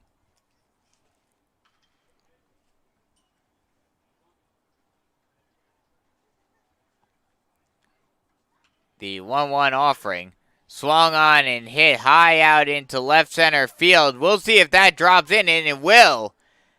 And that will be a 2-out single. The runner will advance to third. So runners at the corners now with 2 away. That ball just a bloop shot that dropped in front of Castello. Excuse me.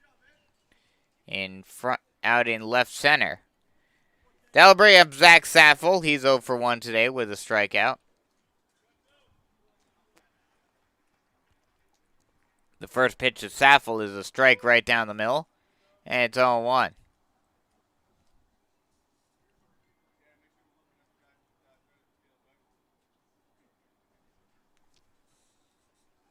The 0-1 breaking ball is chopped foul to the backstop. And it's 0-2.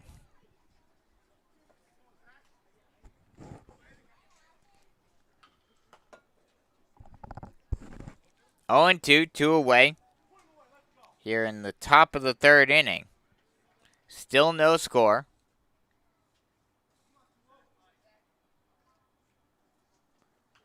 The pitch is swung on and grounded over to the shortstop. He loses the handle on the transfer. And he's able to beat the play. And a run scores in the process. So an E6 results in the first run of the ball game coming in the form of that ground ball error. So now it's a 1-0 ball game as Malilla scores. Runners on first and second now as that pitches the ball outside, and it's 1-0 to Trey Vance, who struck out swinging in the first inning.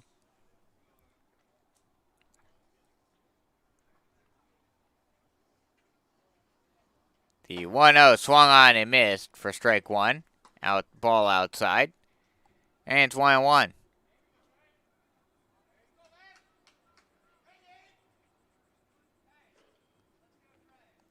The 1-1 offering is on its way. Curveball popped high up the elevator shaft. The pitcher and the third baseman collide, but the pitcher is able to hang on and make the catch for the final out of the inning. But not before the Mallards put the first run on the ball game on the board on 1 run on 2 hits, 1 error, and 2 left on base. After 2.5, it's 1-0 Mallards here on the Beach Collegiate Baseball League Network.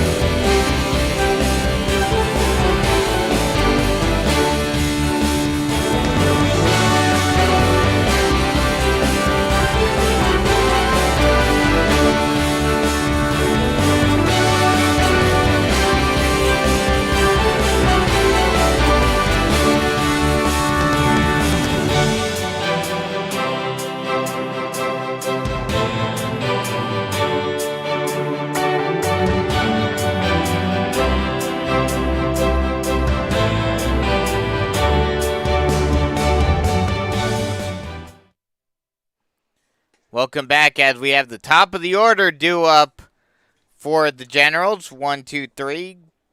Costello, Burgess, and Healy due up as they try to get back the 1 run that they gave up in the top half of the third inning off of that error by the shortstop. First pitch to Burgess is a ball low.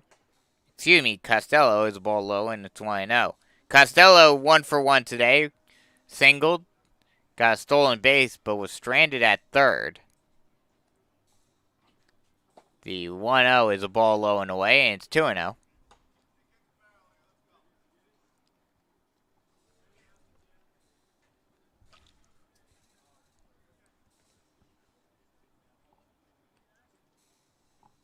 The 2-0. Strike on the low outside corner, and it's 2-1.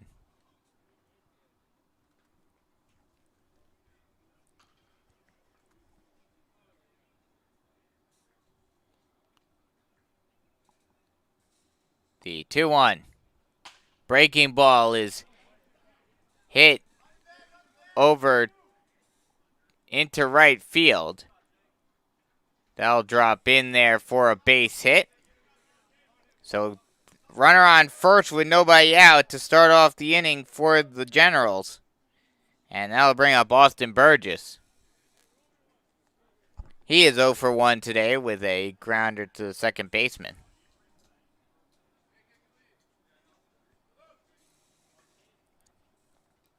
The first pitch. Ball just off the plate outside. And it's 1-0.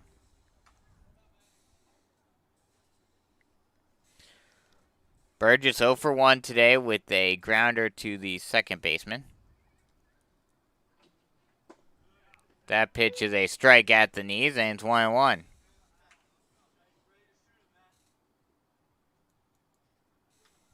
Burgess Jr. from Swarthmore College. Batted .300 in the shortened season with 5 runs, 1 home run, 5 RBI. As that pitch is a strike, and they throw down to the first base, and it's an errant throw, which will allow Costello to get to second.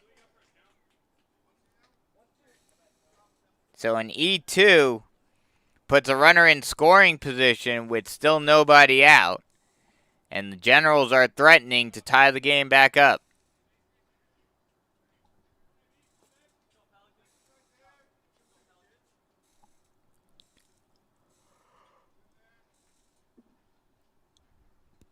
The pitch.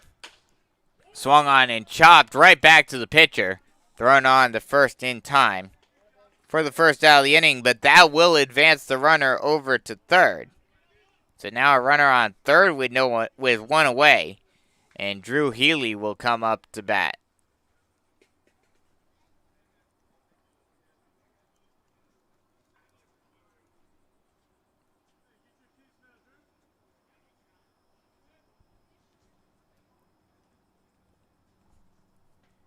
The first pitch is swung on and drilled down the right field line, but foul. And it's 0-1. Healy walked in his first plate appearance of the day.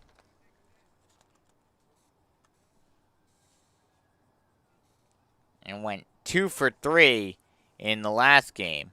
That pitch is a ball low and away, and it's 1-1.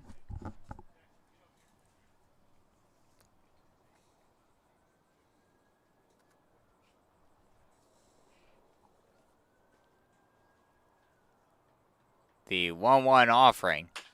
Swung on and chopped over to the second baseman. Thrown on to first in time, but meanwhile, the run will score. Manufactured runs tie the game right back up here in the bottom of the third. It's a 1-1 ball game.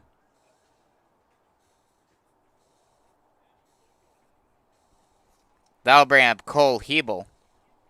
He lined out to the shortstop in his first at-bat in this one. First pitch to Hebel is a ball outside, 1-0.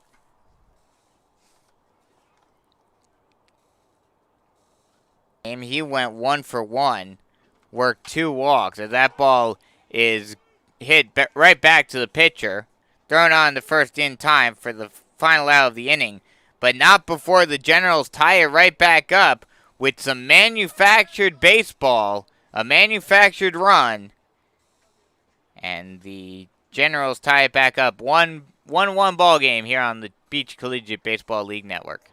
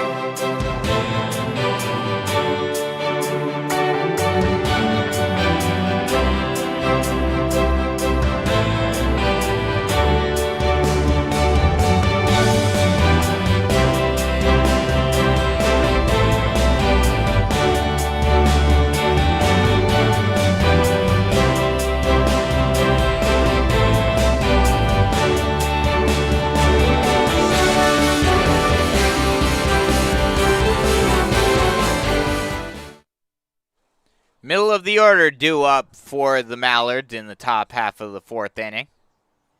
Hunter Robinson steps in. He is 0 for 1 in this one. Robinson, another player that has played in both games. He reached base every play appearance, as that ball is popped high down the left field line, but that will get foul. And it's 0-1. Robinson reached base on each of his play appearances in the last game. First on a walk, then single, then reached on an error by the third baseman. The 0-1 is a ball low and away. And it's 1-1.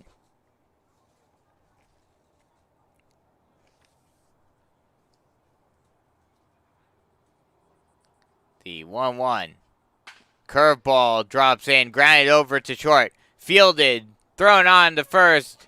And he will not get him as the throw goes past the first baseman. So an E6 for Yakovich. Puts Robinson on to start off the inning. That'll bring up Sammy Grimm. He's 0 for 1 in this one. He did not play in the last game.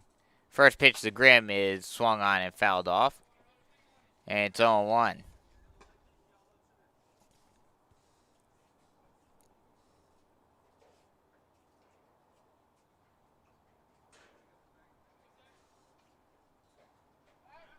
Pickoff throw over to first base. But the runner will get back safely.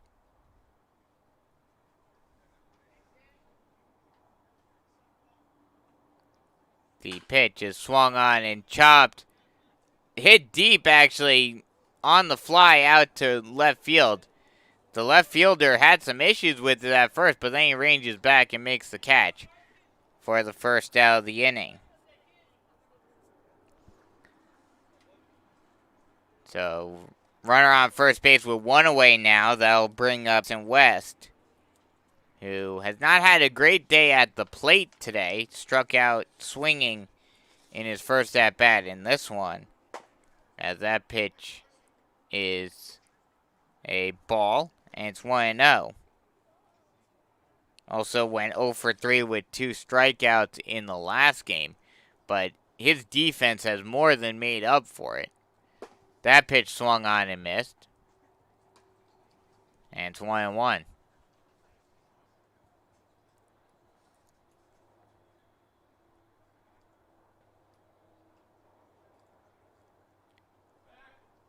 Throw over to first, keeping the runner close.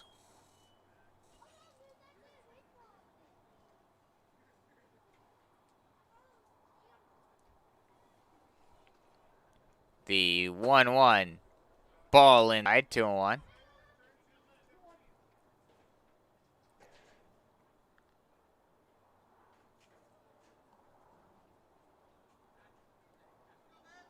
The 2-1 offering. Swung on and popped high over towards the dugout. We'll see if it stays in play. It will not. So it'll be a 2-2 count now.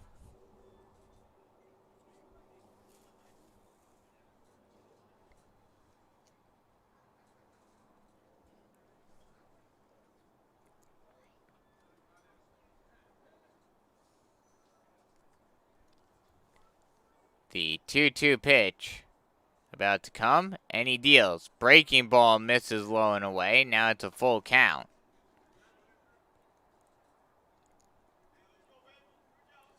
West from Howard Payne University batted .280 in the shortened season with 10 runs, 4 RBI. That ball's fouled off, and we'll do it all over again.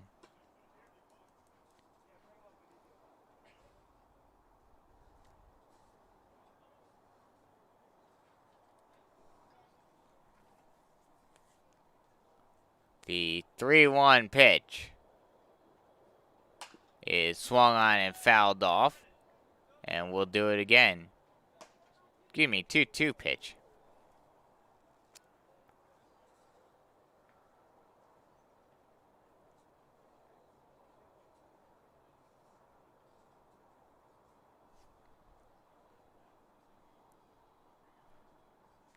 The pitch. Ball high, and he'll work a walk. So that'll put runners on first and second with one away. That'll bring up Trayvon Fletcher, who struck out looking to end the second inning. He went 1 for 3 in the last game. He would certainly like to improve that productivity in this one, as the Mallards look to even this doubleheader and split the series. That pitch is a ball outside, 1-0.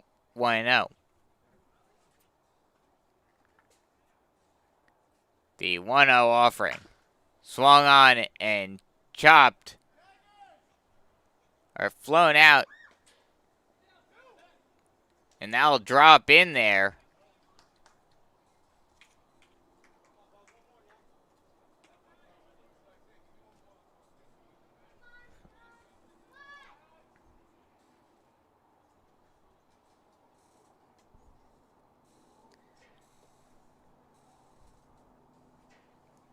That will be caught.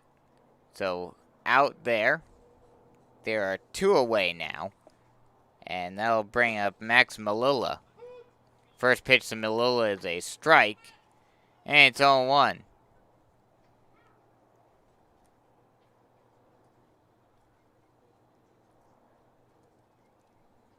The 1-0 is a ball low in the dirt. Gets away from the catcher for a second, but he's able to recover. And it's 1-1.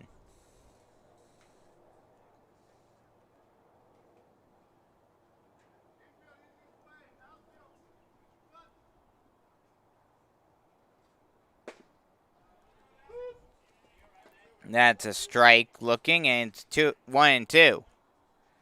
Fletcher flew out to center field in that last at-bat.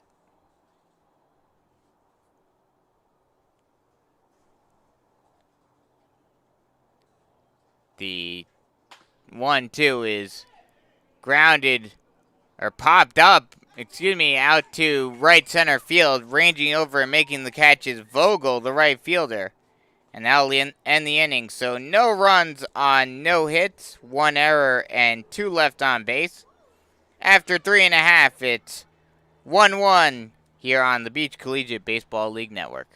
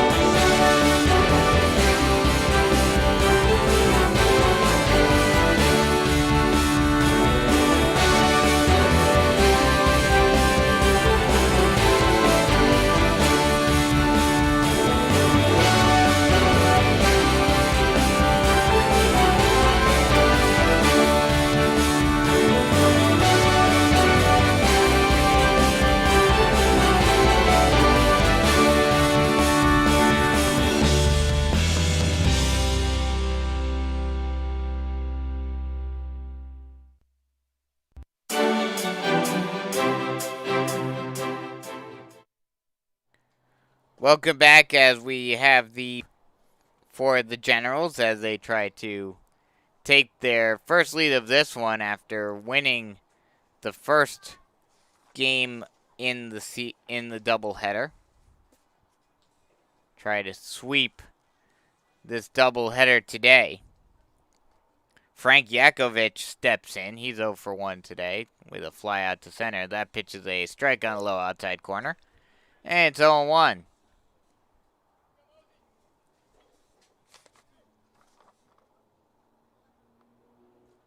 Yakovich did not play in the first game. And that pitch is a curveball that misses outside, and it's 1-1.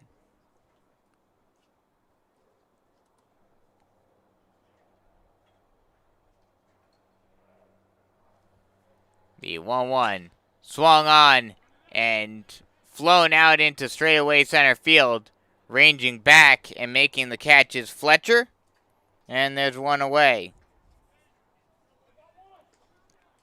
That'll bring up Brian Vogel, who led off the second inning with a fly out to center.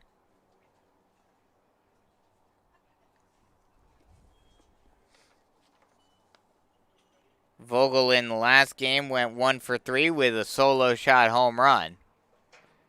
The pitch is a ball low and away, and it's 1-0.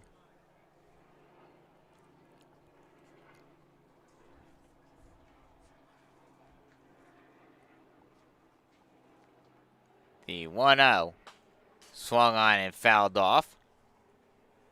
And it's 1-1.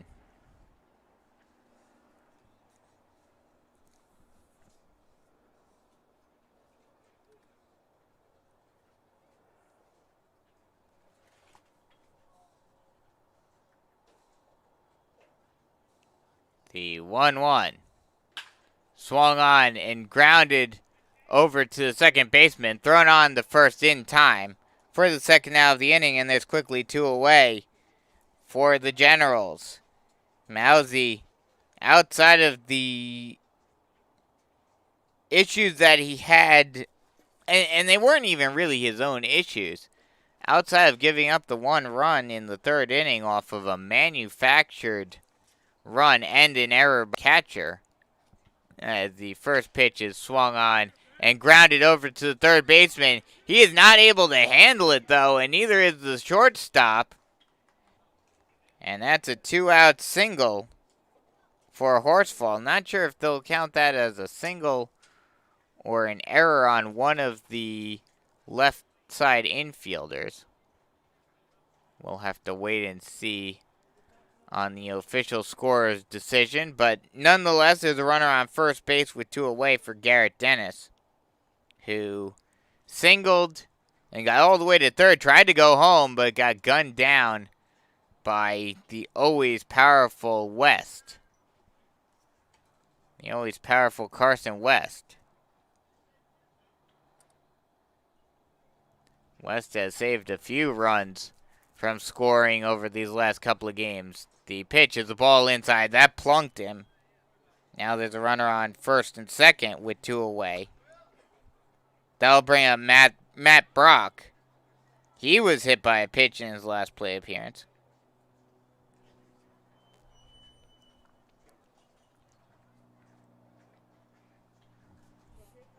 So they will count that as a single for Horsfall. So runners on first and second with 1 away. With 2 away. That brings up Matt Brock. The first pitch to Brock is a strike at the knees, and it's 0-1.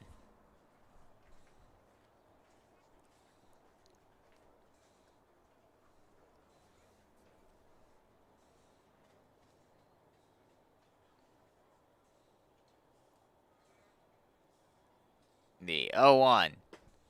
Breaking ball misses outside.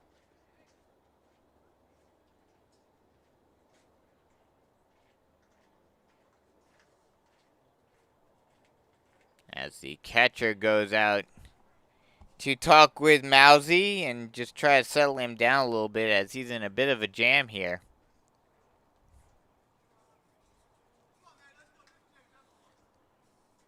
Now they get set.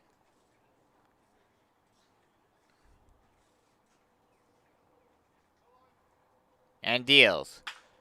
Breaking ball chopped over. And the play is made by the first baseman. And that'll end the inning. So no runs on 1 hit, no errors, and 2 left on base. After 4 full, it is still a 1-1 ball game here on the Beach Collegiate Baseball League Network.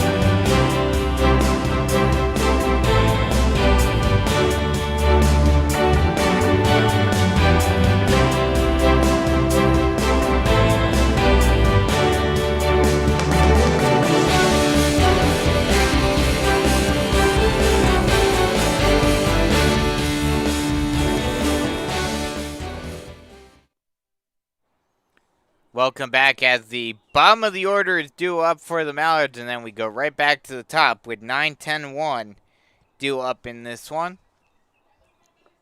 Matthew Garcia will step in to lead off. He flew out to left in his first at-bat. The first pitch to Garcia is a curveball that drops in over the heart of the plate, and it's quickly 0-1. That ball is hit out into left field, and that is another fly out to left for Garcia, and there's one away. That'll bring up Stone Peterson, excuse me. He flew out to right field.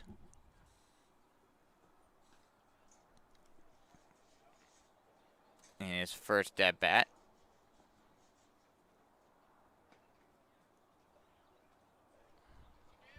The first pitch to Peterson is a ball inside, and it's 1-0.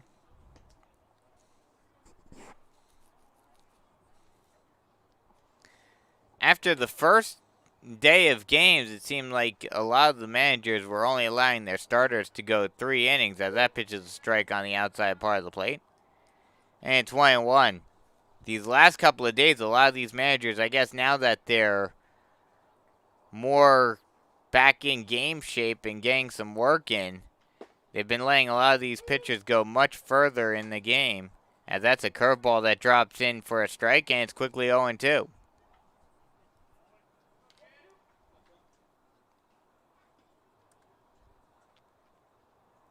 The 0-2. Curveball just misses inside, and it's 1-2.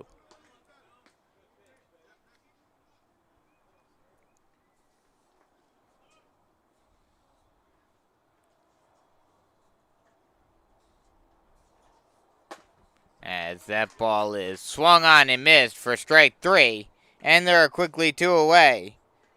2 quick outs for Taylor, and that brings us back up to the top of the order to Cole Nellis, who has had a great Cade Nellis, who has had a great day thus far. 2 for 2 with a single and a double. He did not have that good of a day, as that ball is hit out deep into right field. That could go, and it's gone. See ya! A solo shot for Cade Nellis, and the Mallards take a 2-1 lead.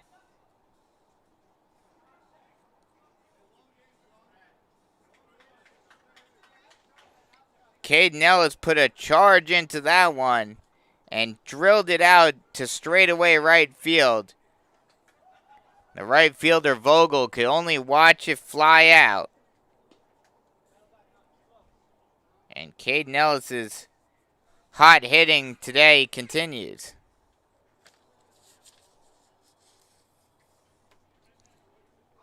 That'll bring up Zach Saffel. He is 0 for 2, reached on an error by the shortstop in the 4th inning. That pitch is popped up, and that'll get caught by the second baseman for the final out of the inning, but not before Cade Nellis puts a charge into one and gives the Mallards a 2-1 lead. We head to the bottom of the 5th inning. 2-1 Mallards here on the Beach Collegiate Baseball League Network.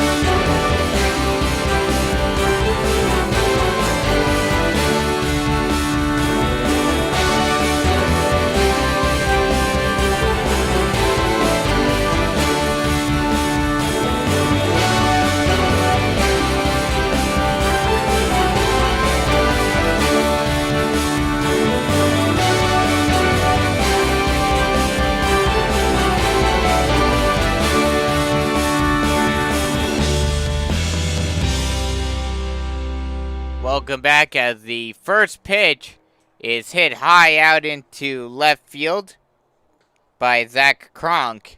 And he gets out with the first pitch of the fifth inning, bottom of the fifth inning. And there's one away with a fly out to left. Bottom of the bottom and right back to the top, 10-1-2 up for the Generals here, and already one away. That brings up Lucas Costello, who's 2 for 2 today, as that ball is fouled back to the screen, and it's 1-0, 0-1, excuse me.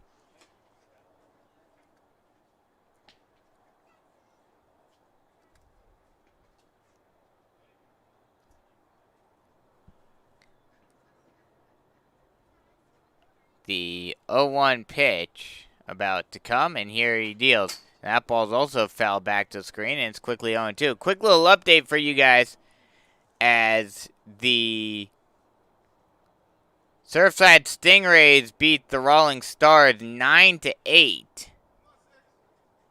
That was a wild one. Back and forth game there as that ball is driven out into left center field. High though, and West is able to get underneath it and make the catch for the second out of the inning.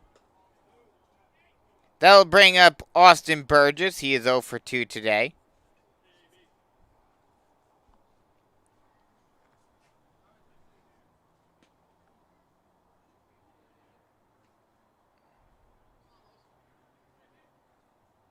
The 0-2, or excuse me, the first pitch to Burgess is a ball low and away. And it's 1-0.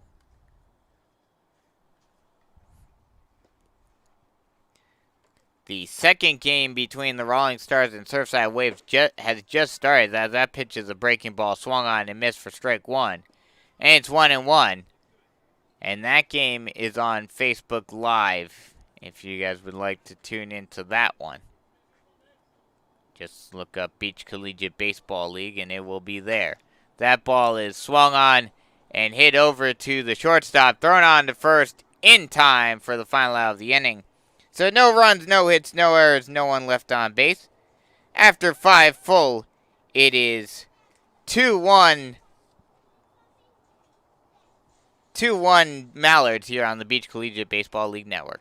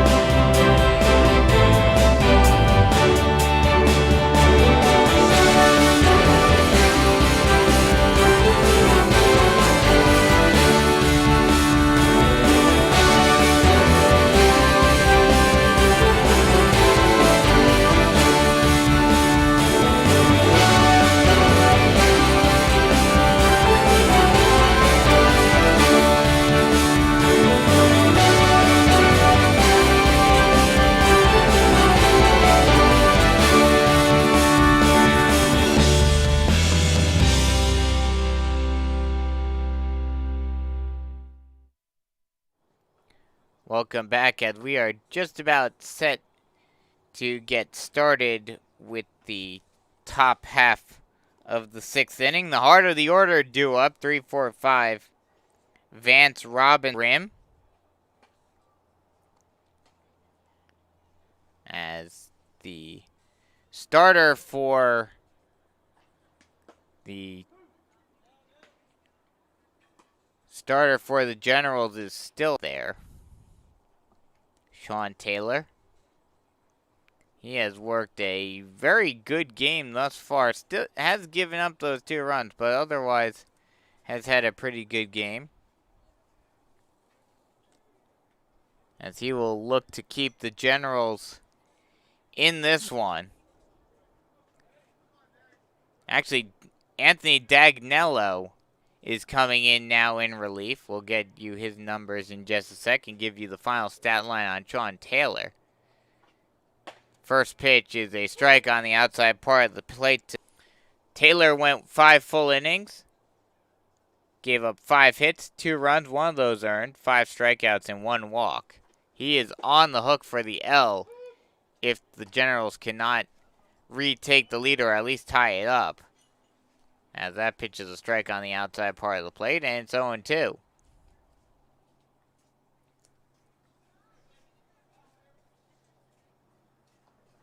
The 0-2. Ball low in the dirt. They'll check to see if he swung, and they say he did. Or, excuse me, that he did not. He went around. So that's strike 3 and the first out in the 6th inning.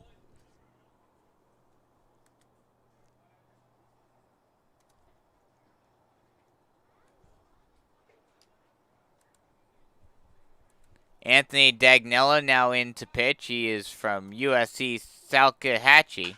As that pitch is hit out into straightaway right field.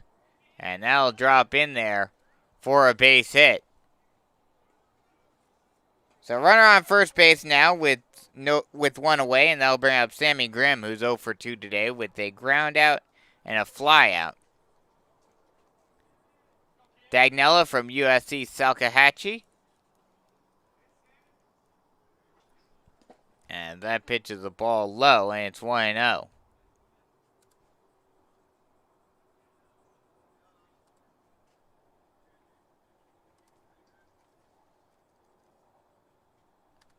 The 1-0 pitch. Curve slider that didn't quite get low enough and misses high, and it's 1-1.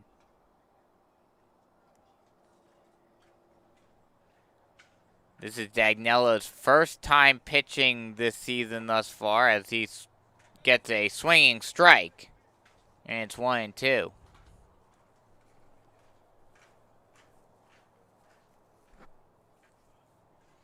Runner on first base. 1 away. In a 2-1 ball game. Mallards in the lead. That pitch is a strike at the knees, and it's 2-2.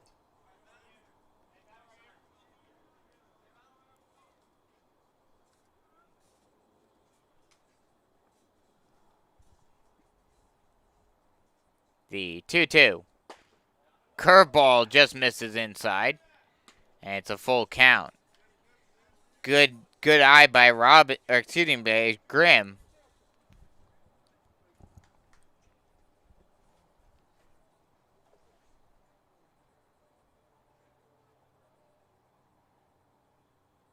The full count offering is a ball low and inside, and he works a walk. So there are 2 runners on base. Runner on first and second with 1 away, and that'll bring up Carson West, who has been the hero for the Mallards on the defensive end thus far in this doubleheader, but still has yet to do anything offensively. Did work a walk earlier on in this game. First pitch to West is a strike on the outside part of the plate, and it's 0-1. Runner on first and second, 1 away. Mallards trying to extend their 2-1 lead. The pitch. Bunted at it, and it'll roll right down the third base line, and it'll stop dead in fair territory. A bunt single for Carson West, and now the bases are loaded with 1 away. That ball just stopped dead. That was perfectly placed. Now, granted, it makes it easier here at North Myrtle Beach Park and Sports Complex that these fields are dirt only. They do not have the infield grass. So that ball just rolled on the dirt. Didn't have to worry about a lip or anything like that. And just rolled right down the third base line. And stayed fair for an easy bunt single. As that pitch is a changeup that hits the outside part of the plate. And it's 0-1 to Trayvon Fletcher, who's 0 for 2 in this one. The 0-1 pitch, breaking ball, drops in there for a strike. And it's 0-2. Bases are loaded, one away. Big opportunity for the Mallards to extend their one-run lead. The 0-2. Breaking ball misses outside, gets past the catcher, and the runner from third is going home, and he will get in safely, and they take a 3-1 lead. Both runners also advance, so now it's still 2 runners in scoring position, runners at second and third with 1 away, and a big opportunity for the Mallards. That on a passed ball.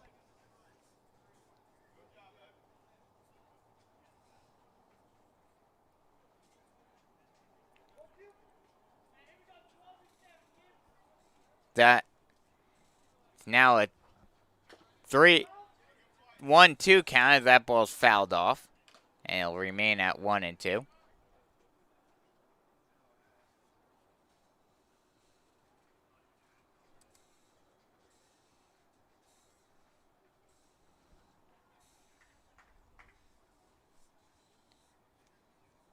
The 1-2.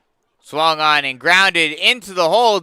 Diving grab by the first baseman. Flipped on the first to the second baseman. And he gets him. But meanwhile, a run will score. A great diving play by Brock to probably save 2 runs from scoring. The runner from third is able to advance home and score. So it's now a 4-1 ball game. But a great play by Brock. And a great presence and thought by Kronk to get over to first base from the second base position. As that pitch is a strike on a low inside corner to Malula. And it's 0-1.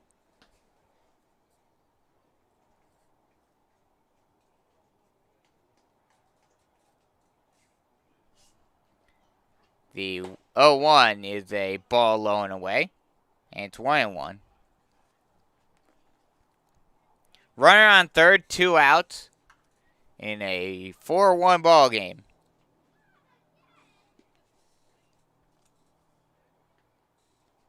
The pitch. Chopped at the plate.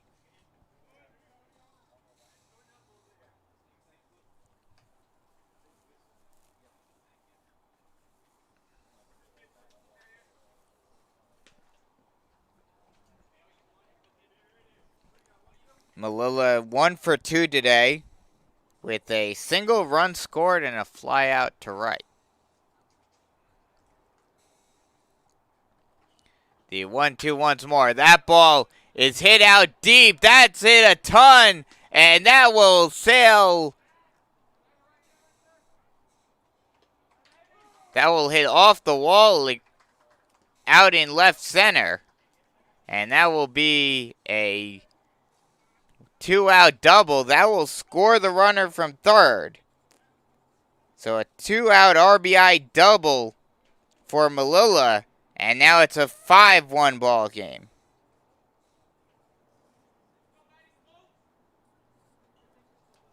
That'll bring up Matthew Garcia. He's 0 for 2 with 2 flyouts.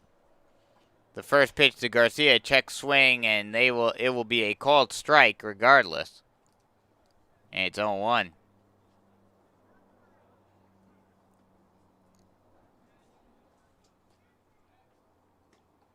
The 0-1 ball high. 1-1 count.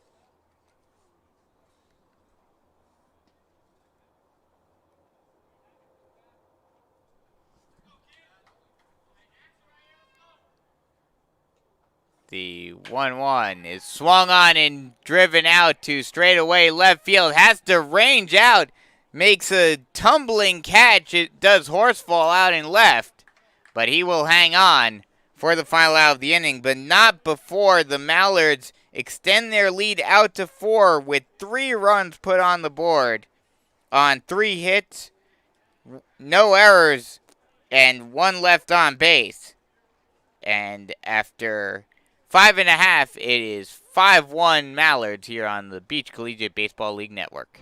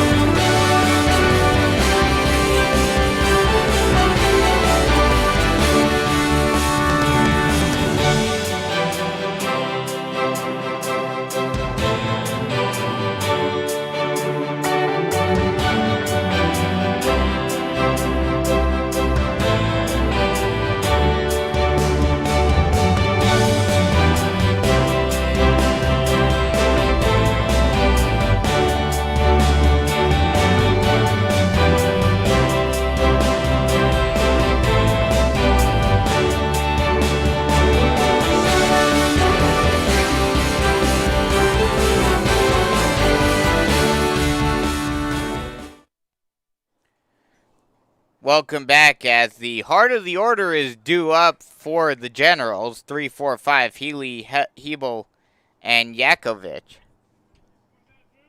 As Healy steps into the box, he's 0 for 1 today. Did drive a run in, though, with a grounder to the second baseman while the runner was on third. As that ball is slapped foul down the left field line, and it's 0-1. Mousie's still out there for the Mallards. Not all that high on the pitch count, only up to 66. So they'll certainly allow him to go further, as that's a breaking ball that misses outside, and it's 1-1.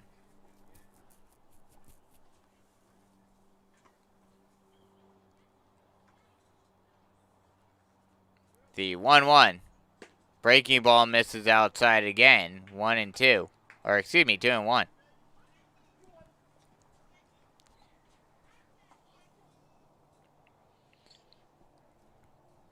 With that command, especially on that curveball, starting to go away a little bit. We'll see how long he lasts, though, as that ball is lifted out into straightaway center field.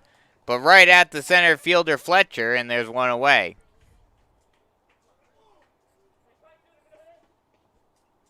That'll bring up the cleanup hitter, Cole Hebel, as he is 0 for 2 today. Lined out to the shortstop and grounded back to the pitcher to end the third inning. The first pitch to Hebel is a breaking ball, swung on and missed. Strike 1 got him reaching out there and out in front of it.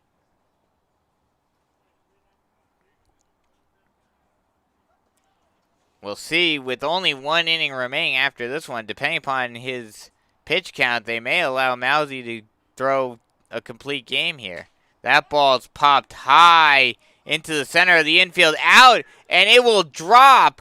Thrown on to second in time for the force out. So a 1-6 force out. We'll see how they score that.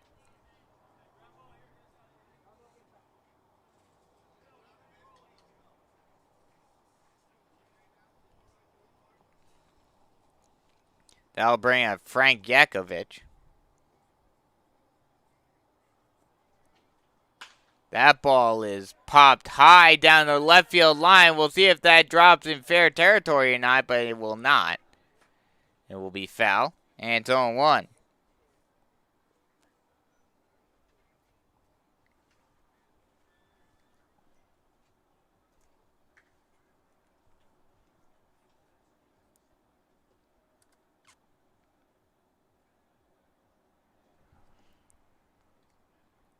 The 0-1 pitch. Breaking ball is chopped down the left field line, but foul.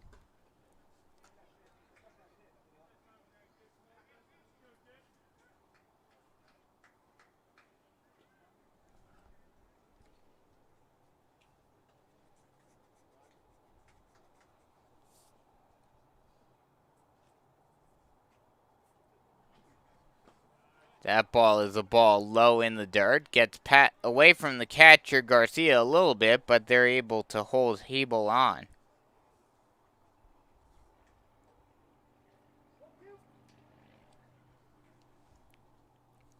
One and two count to Yakovich. The pitch. Up and in. Stolen base attempt. Throw down. And they got him. And there are two away.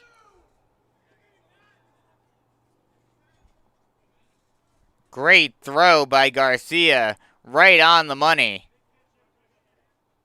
And Grimm put the tag down for the second out of the inning. No one on base now. As the pitch. Curveball misses up and in. Full count.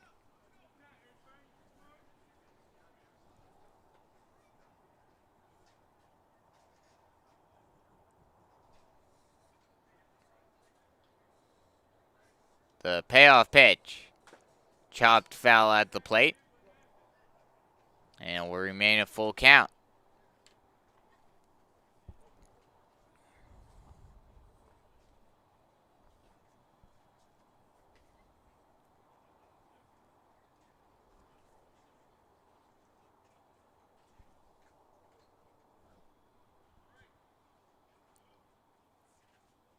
The 1-2 offering hits him.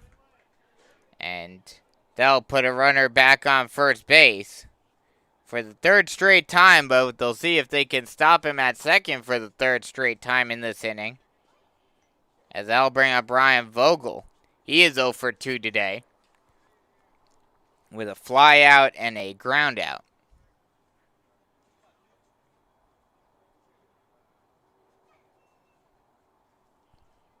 The first pitch to Vogel is swung on and popped high down the left field line, but it will go out of play. And it's 0-1.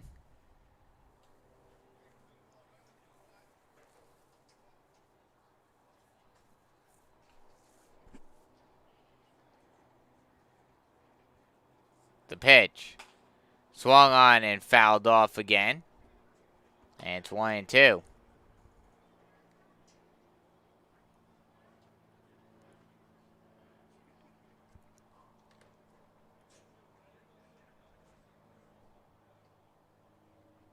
Oh, and 2 count. The pitch. Breaking ball. Hit out over to the second baseman. Thrown on to first in time for the final out of the inning. So no runs on one hit. No errors and... Well, excuse me. No runs on one hit, one error, and one left on base. After 6 full, it is still 5-1 here on the Beach Collegiate Baseball League Network.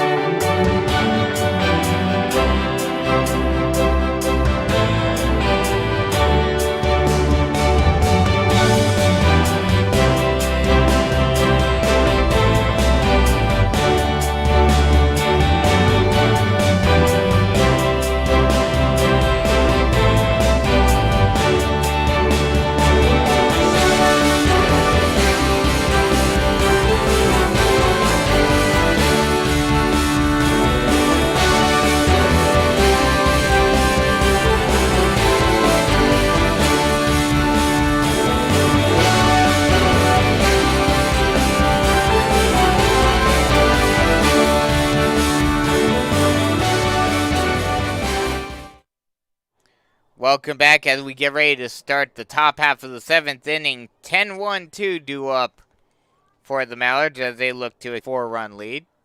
The first pitch, breaking ball right down the middle of the plate.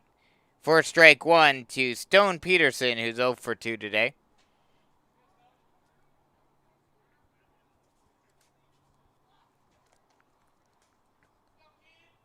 The 0-1 pitch, ball low and away, and it's 1-0.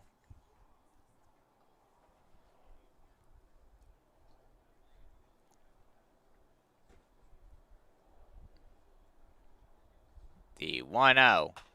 Swung on and fouled back. And it's 1-1.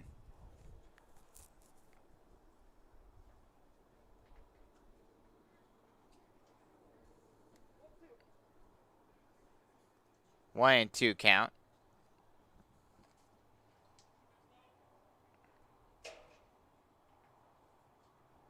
Ball just off the plate outside.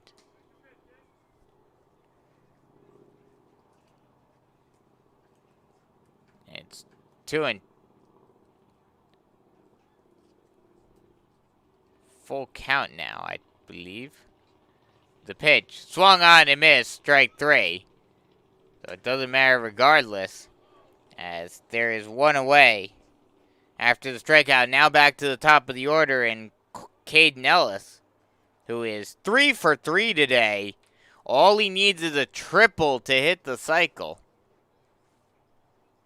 Hit a double, single, and then a solo shot home run in the 5th inning.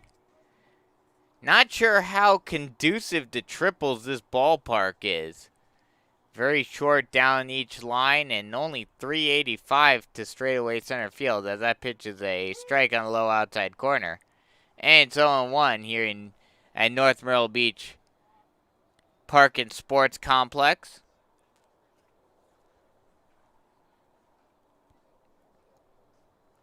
The 0-1.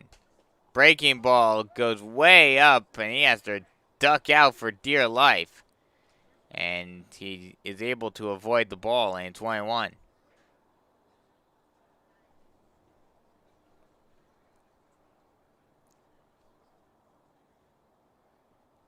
The 1-1. Ball low and away, and it's a 2-1 count now.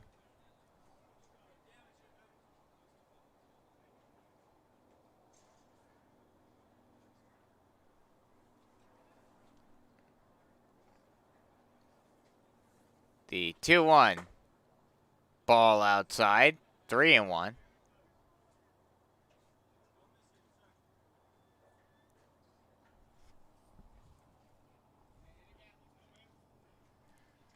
Nellis working the count well. Breaking ball drops in, and it's a ball in the dirt. So there's another walk. Does not get his triple, but does get on base. And that'll bring up Zach Saffel, who is 0 for 3 today, reached on an error in the 3rd inning.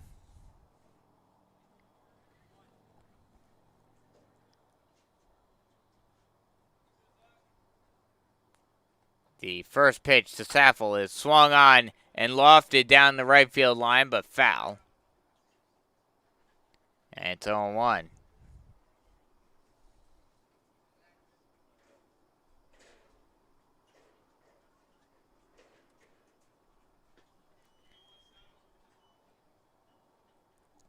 The 0-1 is a strike on the outside corner, and it's 0-2.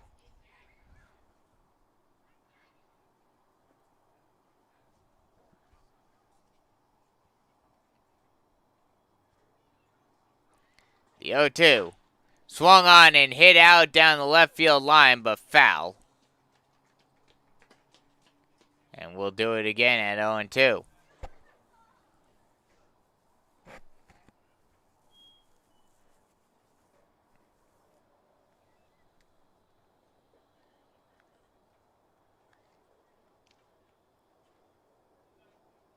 The 0-2. Breaking ball hit high into shallow left center field, and it will be caught by the center fielder, for the second out of the inning. That'll keep the runner at first. That'll bring up the number 3 hitter, Trey Vance. He's 0 for 3 today with 2 strikeouts.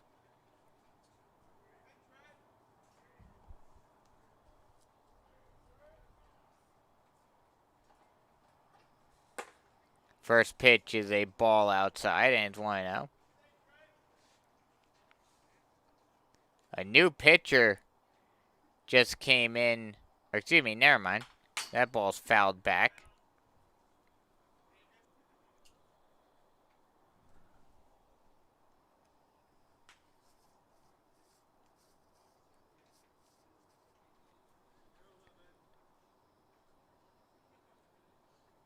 The 1-1 pitch. Breaking ball, grounded up the middle, thrown on to second for the out. And that'll end. Thought that would have ended the inning.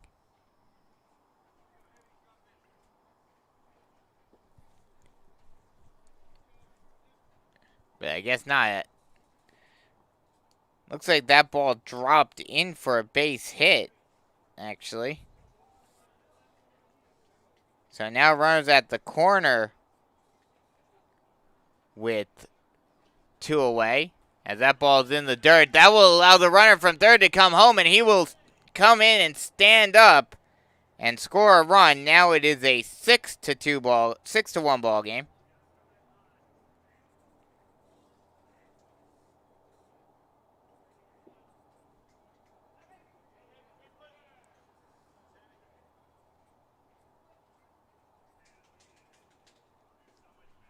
And that will allow the runner from first to also advance to second, as that ball is hit high into shallow right center field. Coming in and making the catch is Vogel for the final out of the inning. But not before the Mallards put another run on the board and extend their lead out to 4. It is now 6-1. Excuse me, up to 5 now. 6-1 ball game here on the Beach Collegiate Baseball League Network.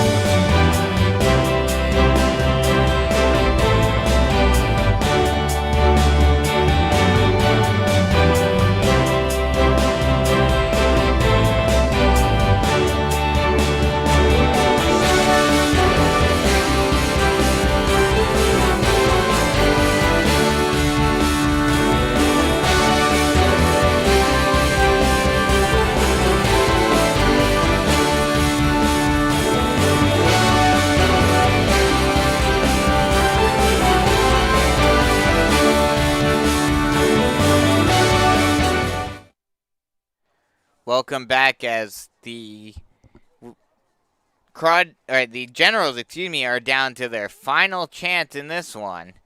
And they have the bottom of the order, the traditional bottom of the order, due up 7, 8, 9. It'll be Ben Horsfall.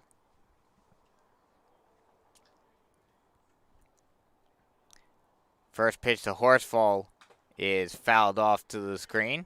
And it's 0-1. He's 1 for 2 today with a single and a line out.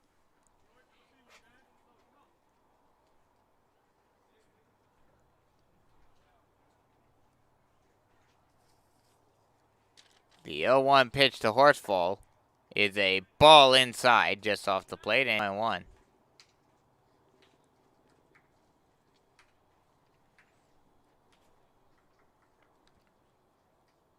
The 1-1 offering.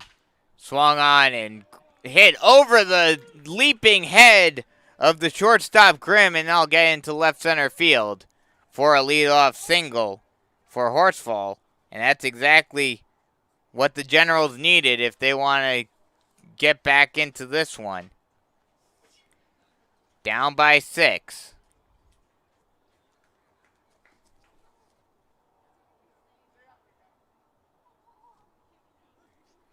Down by 5, excuse me.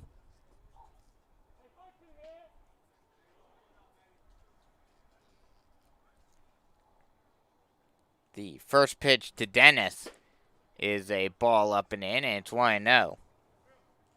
Dennis 1 for 1 today. Sent to third, tried to get home, but got gunned down. Long arm of West. The pitch. Swung on and grounded down the line. Nice grab by the third base. Oh no, he's not able to get it. It goes into left field, in there for a base hit. So the Generals are in business. 2 runners on base with nobody out, and that'll bring up the number 9 hitter, Matt Brock.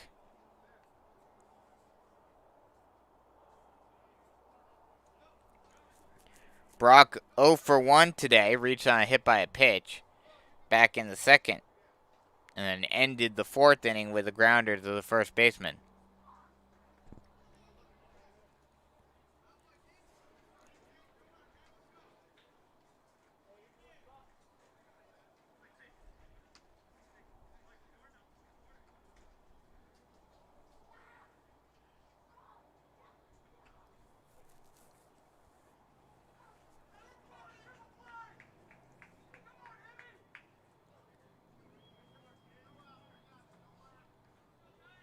The first pitch to Brock. Strike right down the pipe, and it's 0-1.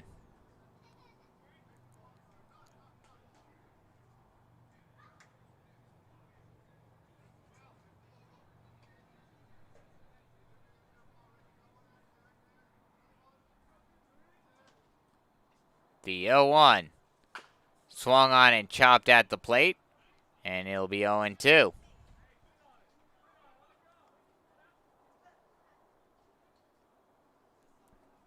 Big opportunity here for the Generals. They try to get back into this one, down by 5.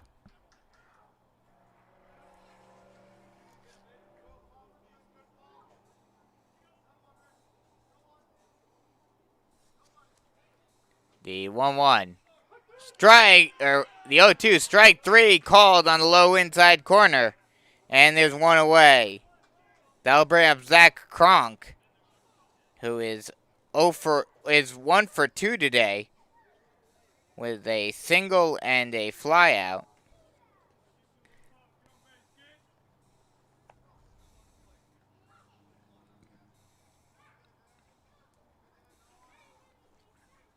The first pitch to Kronk is the ball low and away, and it's 1-0.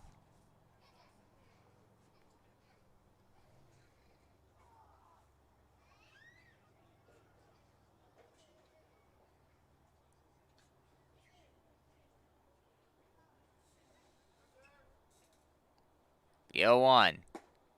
Excuse me, the 1-0, that ball is outside. 2-0.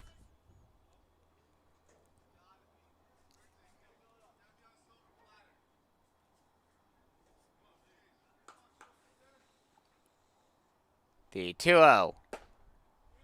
Strike on the outside part of the plate, right on the edge. And it's 2-1.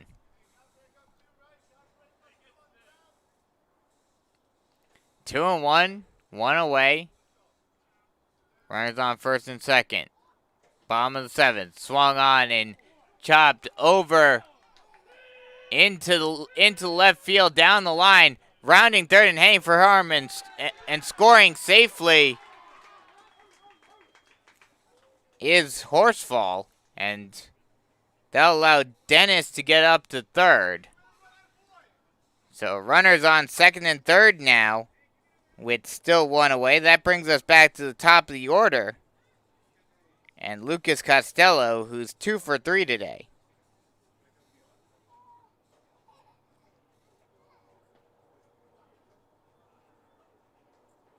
That was a great shot by Kronk, ripping it right down the line over the third base bag. As the catcher goes out to talk with his pitcher.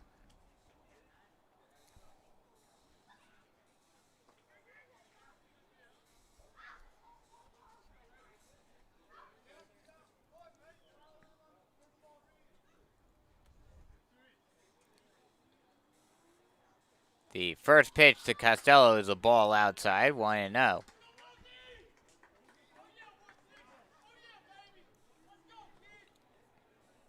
Mousy trying to get the complete game. As that pitch is a strike on the low outside corner. And it's 1-1.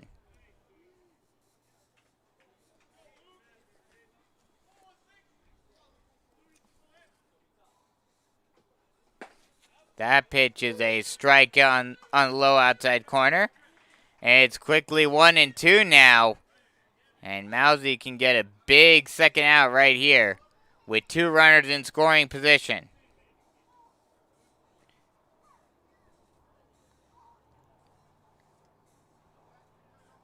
Up by 4 now. The pitch. Swung on and fouled back, and we'll do it again at 1-2.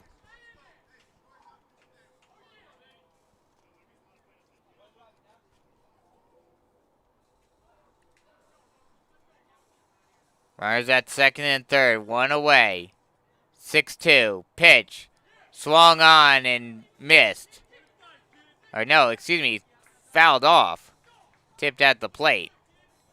And we'll do it all over again.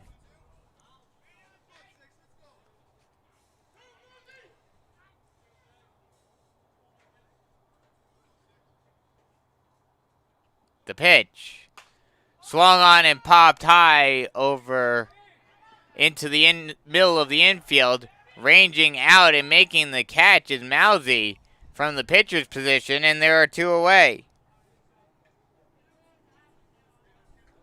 That'll bring up Austin Burgess now, who is 0 for 3 today with 3 groundouts. He would like to avoid that as the Generals are down to their final out of the day. The first pitch. Strike on the outside part of the plate, and it's 0-1.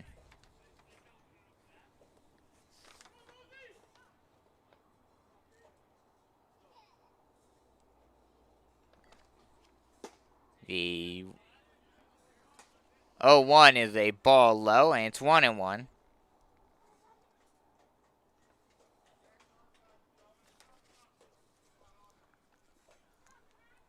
The 1-1. Strike on the low inside part of the plate, and the Generals are now down to their final strike.